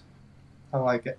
As you're saddled, ready to go, the griffins begin immediately pulling the cart as they're situated. As they do so, and you kind of grab the reins for a second, Erland. Do you want them to keep moving, gathering with this momentum, or do you want to halt them? I'm sorry, what was that? I was adjusting. So as you get the saddle on and Tiger, you notice the 2 griffins just automatically begin pulling the cart. As they do so, it takes you by surprise, Erland. You pull back on the reins. Do you want to just go with their sudden, spontaneous movement, or do you want to kind of rein them back, get them under control? Immediately at that, I'm gonna cast... Where is it at?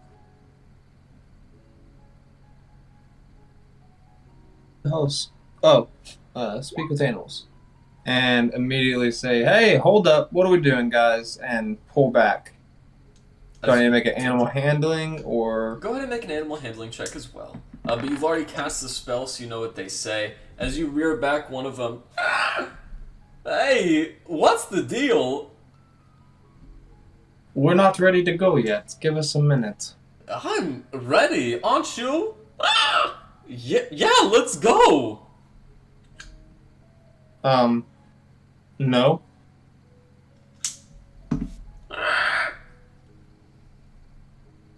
No translation for that. They just wanted to make noise. Cool. Let's get this show on the road. What are we Alright. waiting for?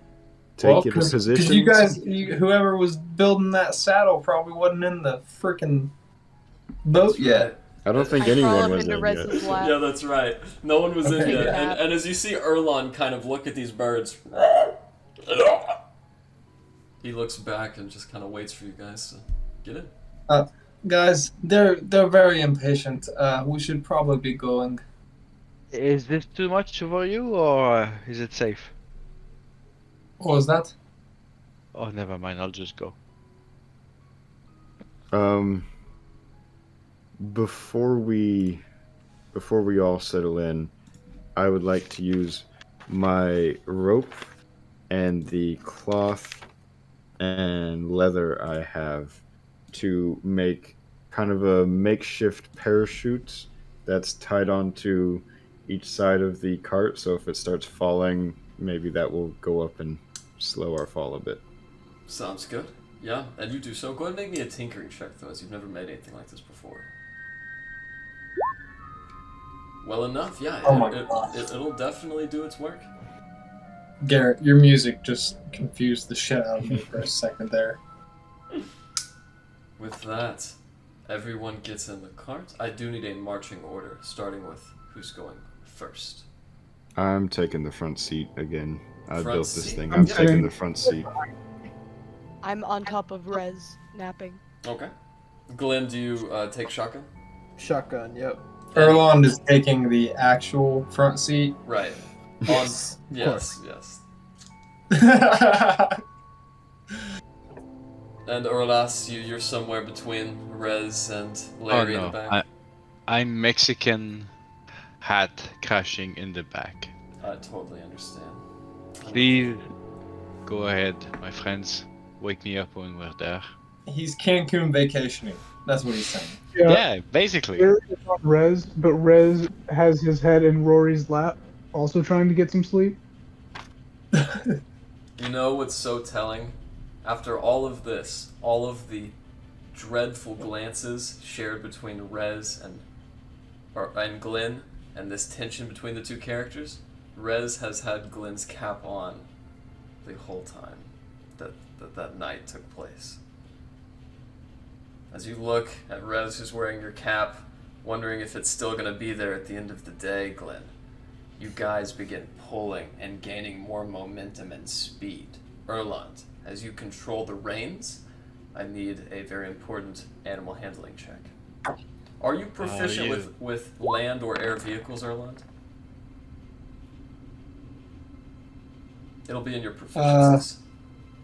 Rez, are you Left gonna side. sing a fucking song of I just- departure for I just have to be armors, inspired? language, and weapons. Fly, fly, we will fly again up in the sky, way on high. We fly very so high, with our griffin steeds on the ready way. Here we go, up in the air, and it goes on way too long. Erland, This is not great and bad at the as same these time. griffins stampede onward and pull the cart in their direction, they begin to fly, but always flutter down, sometimes one over the other, but even when they're both skyward, it seems like something's just pulling them to the ground. Erland, Using my speak with animals, I'm gonna ask him, hey, is everything okay? Is there anything I can do to help? it's a little too heavy. We need some kind of extra push, maybe in the glider portion. Little gust to send us forward. And as soon as he says that, Erlond is gonna cast Wind Wall on us. Alright. And as that wall of strong wind lifts, you guys feel a massive gust of turbulence, even though you're on the ground, and the cart is suddenly plummeted skyward. The birds, a little timed off, the griffins stamp out their wings, and as they begin getting momentum, you guys are now 50 feet above the ground and climbing towards the trees. As you guys get closer and closer, you skim up, make Pull the up, pull clearing, up, pull up, pull up. and are now heading up to the sky with Erland as your pilot. Erland, as you get above, inevitably you get towards the clouds. Would you like to break through the cloud line or maintain your altitude? Do we have a rough estimate as to how far off the ground we are? Yeah, you guys are about 2,000 feet off the ground at the moment. Oh, fuck. About single engine cruising. Yeah. You know what? Technically, I'm gonna wouldn't it take be this two? baby IFR That'd be and pull the doable. reins up. We're going through the cloud line. As you pull the reins up and once again break through the cloud line, the beautiful aurora in its bright blue and indigo hues, some green specks of starlight making their way into As this soon as we, rhyme. as soon as we break the cloud line and Erlon sees beyond the clouds, star eyes. Very nice. As your eyes glitter with stars, Tiger looks up too, holding down his rope saddle. Still having speak with animals cast. I'm gonna look over at Tiger. Hey, hold your saddle. Okay, I will. And as he looks up, just as amazed as you guys make your way eastward. Inevitably, as you look down through the clouds, which are very mixed and not overcast in this day, you see the peak of Kelvin's Cairn, that very tall mountain in the Dale lands, now looks a lot smaller. As you guys sail over, but only 1,000 or 1,200 feet above that mountain peak, you see Carconic on the other side.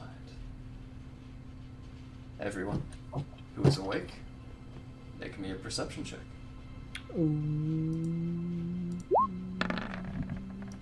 As you guys are just now coming Rez, over. you ain't awake. He's Am I? there. Am I? I don't think I'm awake. Yeah, you did Rez, you sleep. passed out with Erlos. Yeah, I'll mix my roll. I'm sleeping. Yeah, I there got you my go. head. As you guys make your way over, Carconic is just on the horizon, and the peak of this mountain you've just eclipsed. As you guys make your way eastward, Orlas, a buzzing in your pocket wakes you from a stupor. It is the purple sphere. Yes, very good day. Yes, I'm getting my bearings here, and I'm told by Marchand and Leshana that you are going to fend against this clockwork construction, this dragon they call it. Yes, a regular day. Just make sure that you bring her back in one piece, or else. Of course. Take care. Anything else? Any tips, any ideas, any information, any... All I know is anything that can be built can be destroyed. And this next bit of information is for your and my knowing only. Do I understand? Yes. I think that Timothy has something to do with its construction. I was going through his notes last night. Many illustrations of dragons. If you see him, alert me. I will do my best. Take care, and good luck. Your brother built me. Thank you. I'm happy you are safe and okay and great. Relative terms. I hang up. Alright, those of you who rolled perception, Alistair, you were awake. And at the front of the helmet. As you look down, Alistair, you don't see a single torchlight. It's already hard to see Carconic under the darkness cast by the mountain, but in this time of the day, you'd expect at least one torchlight, and you do not see it. None of you do. But you do see something, Alistair. Nestled outside of the castle walls, a ruined castle that overlooks the main city. You you can see, even that far down, a wagon. Glen, though you didn't roll high enough to see much, you also see the ruined care of Conic. I'd say Glenn has advantage since he grew up there, though. It's just a perception check. Ah! I tried. I appreciate it, friend. Orland, but as you see it, what would you guys like to do? My friends, whatever we're walking into, I'm here with you. I'll do whatever is needed to defend Kerkonig or avenge it. Also, during this flight, I'd like Alistair to be studying the Charderland Gauntlet while they're in air. As you're Just expanding. studying it, making notes, learning. Glen says nothing, but unsheaths his scimitar and lays it across his lap as we finish the trip. As that happens, Erland, you feel as though you can make your descent and land quite easily if you were to make your way to the Loch Dinishire. A very clean slate and solid, icy lake awaits you there.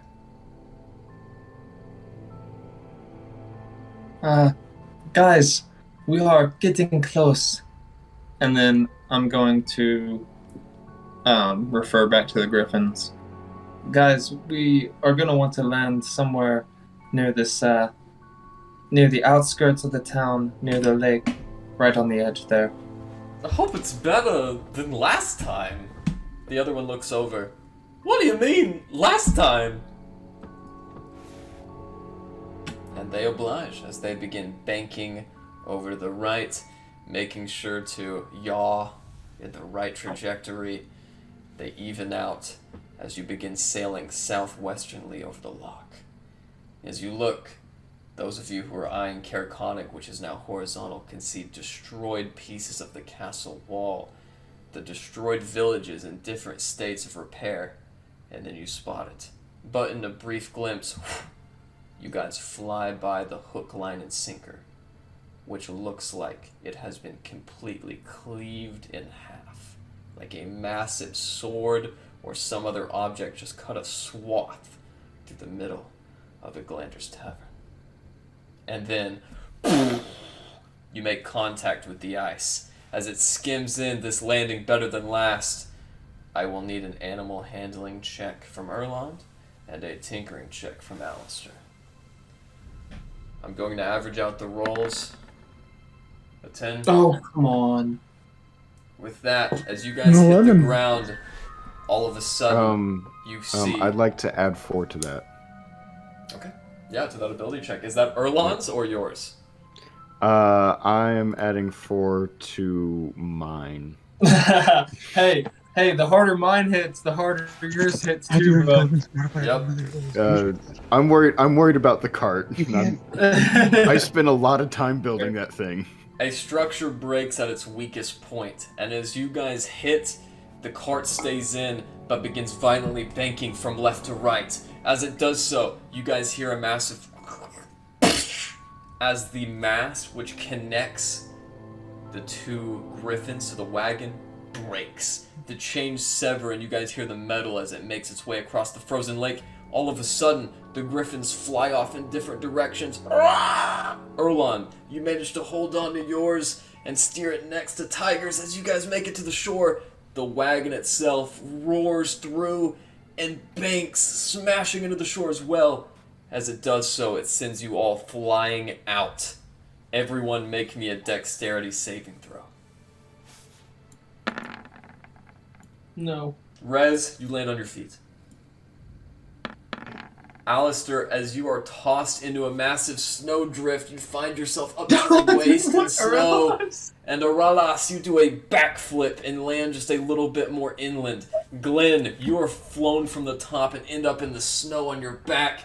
Next to you, you see Alistair's legs sticking out. I stand up, grab Alistair's ankle.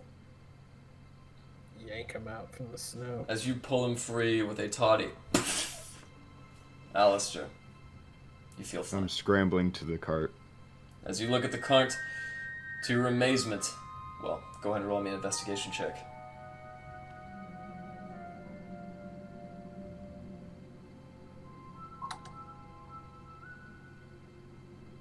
Alright. Oh, nat 20. The wings, totally perfect. The wheels, broken.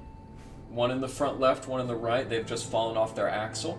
The axle has remained, but the biggest part of damage is that big mass that leads to the griffins or whatever animals pull it. It's just broken off and laying it on top of the frozen lake bed.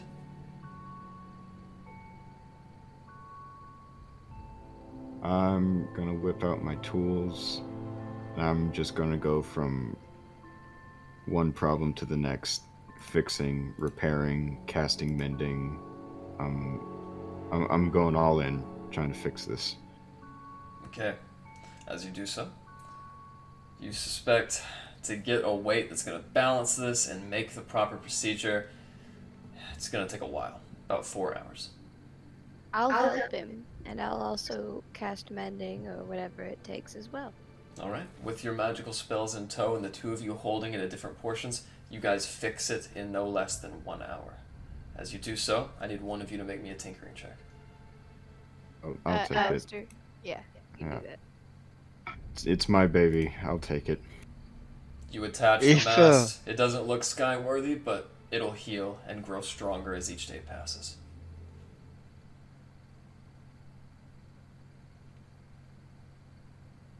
You know, not to point out the obvious, but we did land a bit easier when I was steering. Just throwing that out there.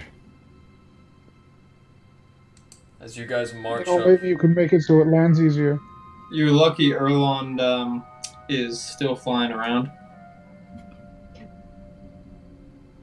Erland, inevitably at the side of your friends working, you join Tiger's griffin, who has already landed by the shore. As you guys see the massive griffin head down. Do you want to land, Erland, or keep flying around? I'll land. Okay. Tiger looks at you. Looks like your wagon is quite messed up. You should really make it a little easier to land. You keep it to yourself, you son of a Aerodynamics bitch. of it are very bad aerodynamics. It's a bird. I mean, come on. Attach a wagon to a bird? Bro. I'll be having none of this. Erland, you have to come with Alistair. You have to come with ideas and solutions, less criticism. I'm gonna kick you all out of the sky next time we're up there. I've had it with each of you. All I gotta do is cut a rope. Come on now. Get Two down. flights. I'm gonna help Glen up from the spill we took. 2 flights. We're alive. I This accept week is it, huh? beautiful. I made a goddamn flying machine, and none of you have anything except criticism. Erland is like slowly, like kind of just like waving his hands and walking around, and gets next to Erlos and is gonna whisper, "I'm just messing with him." I feel you and you are doing it all. You guys, it's amazing. I must admit I haven't seen much of this light, but it was something, I'm sure. I'd like to apologize for lashing out so violently. I'm not rescinding that lash out. I meant every bit of it, but I'm apologizing for it No, happening. it's okay. I get it. And But you know what would as- really make me feel better? And I think it'd be great for you Griffins too, since we need to cut back on that weight. Let's just kick Rez out next time. Once we get right up to that cruising altitude, just throw him out. as Kick he him out. says that, And what would as that he says solve? that, I'm gonna look at him and be like, "Careful! I think Glen was gonna do that." Hey Glenn, we'll let you do the throwing. No, we're keeping him. We're keeping him. With that, He's our Right, friend. we'll see how the voyage to Karakana goes, and He's our if friend. sentiments He deserves change. to see. He deserves to see you watch him kill his brother, right? Ah, that's a good one there. You Although guys, you'd probably start eating him. you guys can see anybody. now I up thought you- the hill. Stop. It's a mutiny. As you look up the hill, those of you who are attentive can see Caraconic lurks just on the precipice. There's some rocky crags and warrens up there, but Kelvin's Cairn's peak leans over, and Caraconic is just on a high enough elevation on that stoop for you guys to actually look up and see it at the edge of the plateau. As you guys do so, would you like to begin the half-mile march into the village? Yes. Yeah. As you do Yeah, so, why not? Erland is going to take the griffins on a flight, so that they aren't stuck by the lake and they don't have to walk into the village with us. okay. So we're gonna go on a scout flight, and I'm gonna tell you, Tiger, Tiger, you should join the team and act as if Erland was there. If something happens, act on it. But whatever. Ooh, who do I want to instill trust with this motherfucker? Whatever Alistair says goes, okay? And he kind of points at Alistair.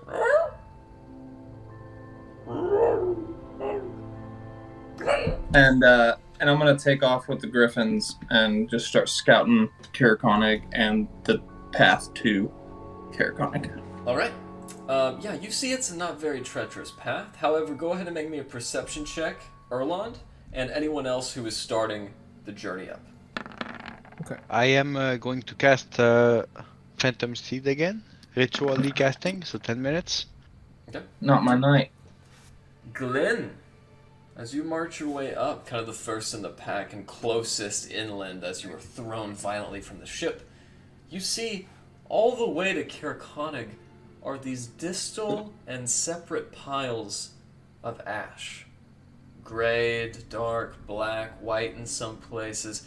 Even a steady tidal wind would blow these piles away, which leads you to believe they are very recent. Okay. Erland, you don't see much, and actually think it's a very easy journey to Caraconic, and in that amount of time, you're actually all the way at the village gates and ready to inspect the city proper. The rest of you, as you begin your march, I need a marching order. Glen, Alistair, who's next? I'll be Tiger.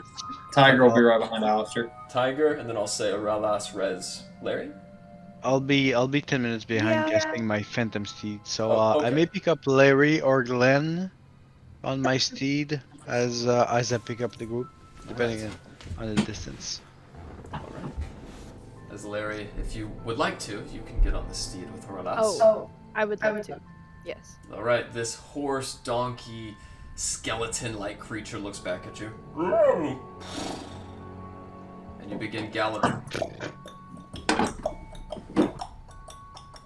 As you make your way through the snow, you see more and more of these piles of ash. However, Erland, as you are the closest hovering over the city now, do you have one griffin with you, or both?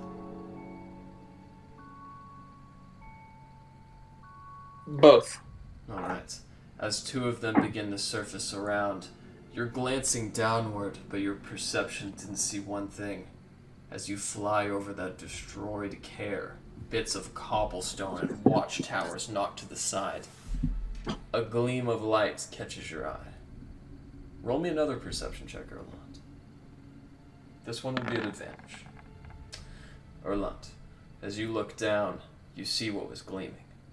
A small Chardolin dragon, just about 1,000 feet over your view.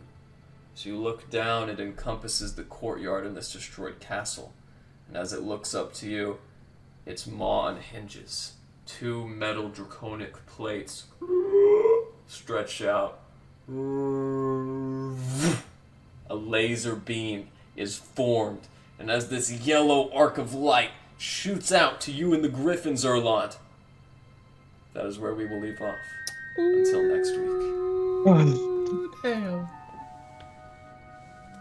What a I knew it tense was session. coming out. That's why I Everybody took right the- now has something to be emotional about, I feel like.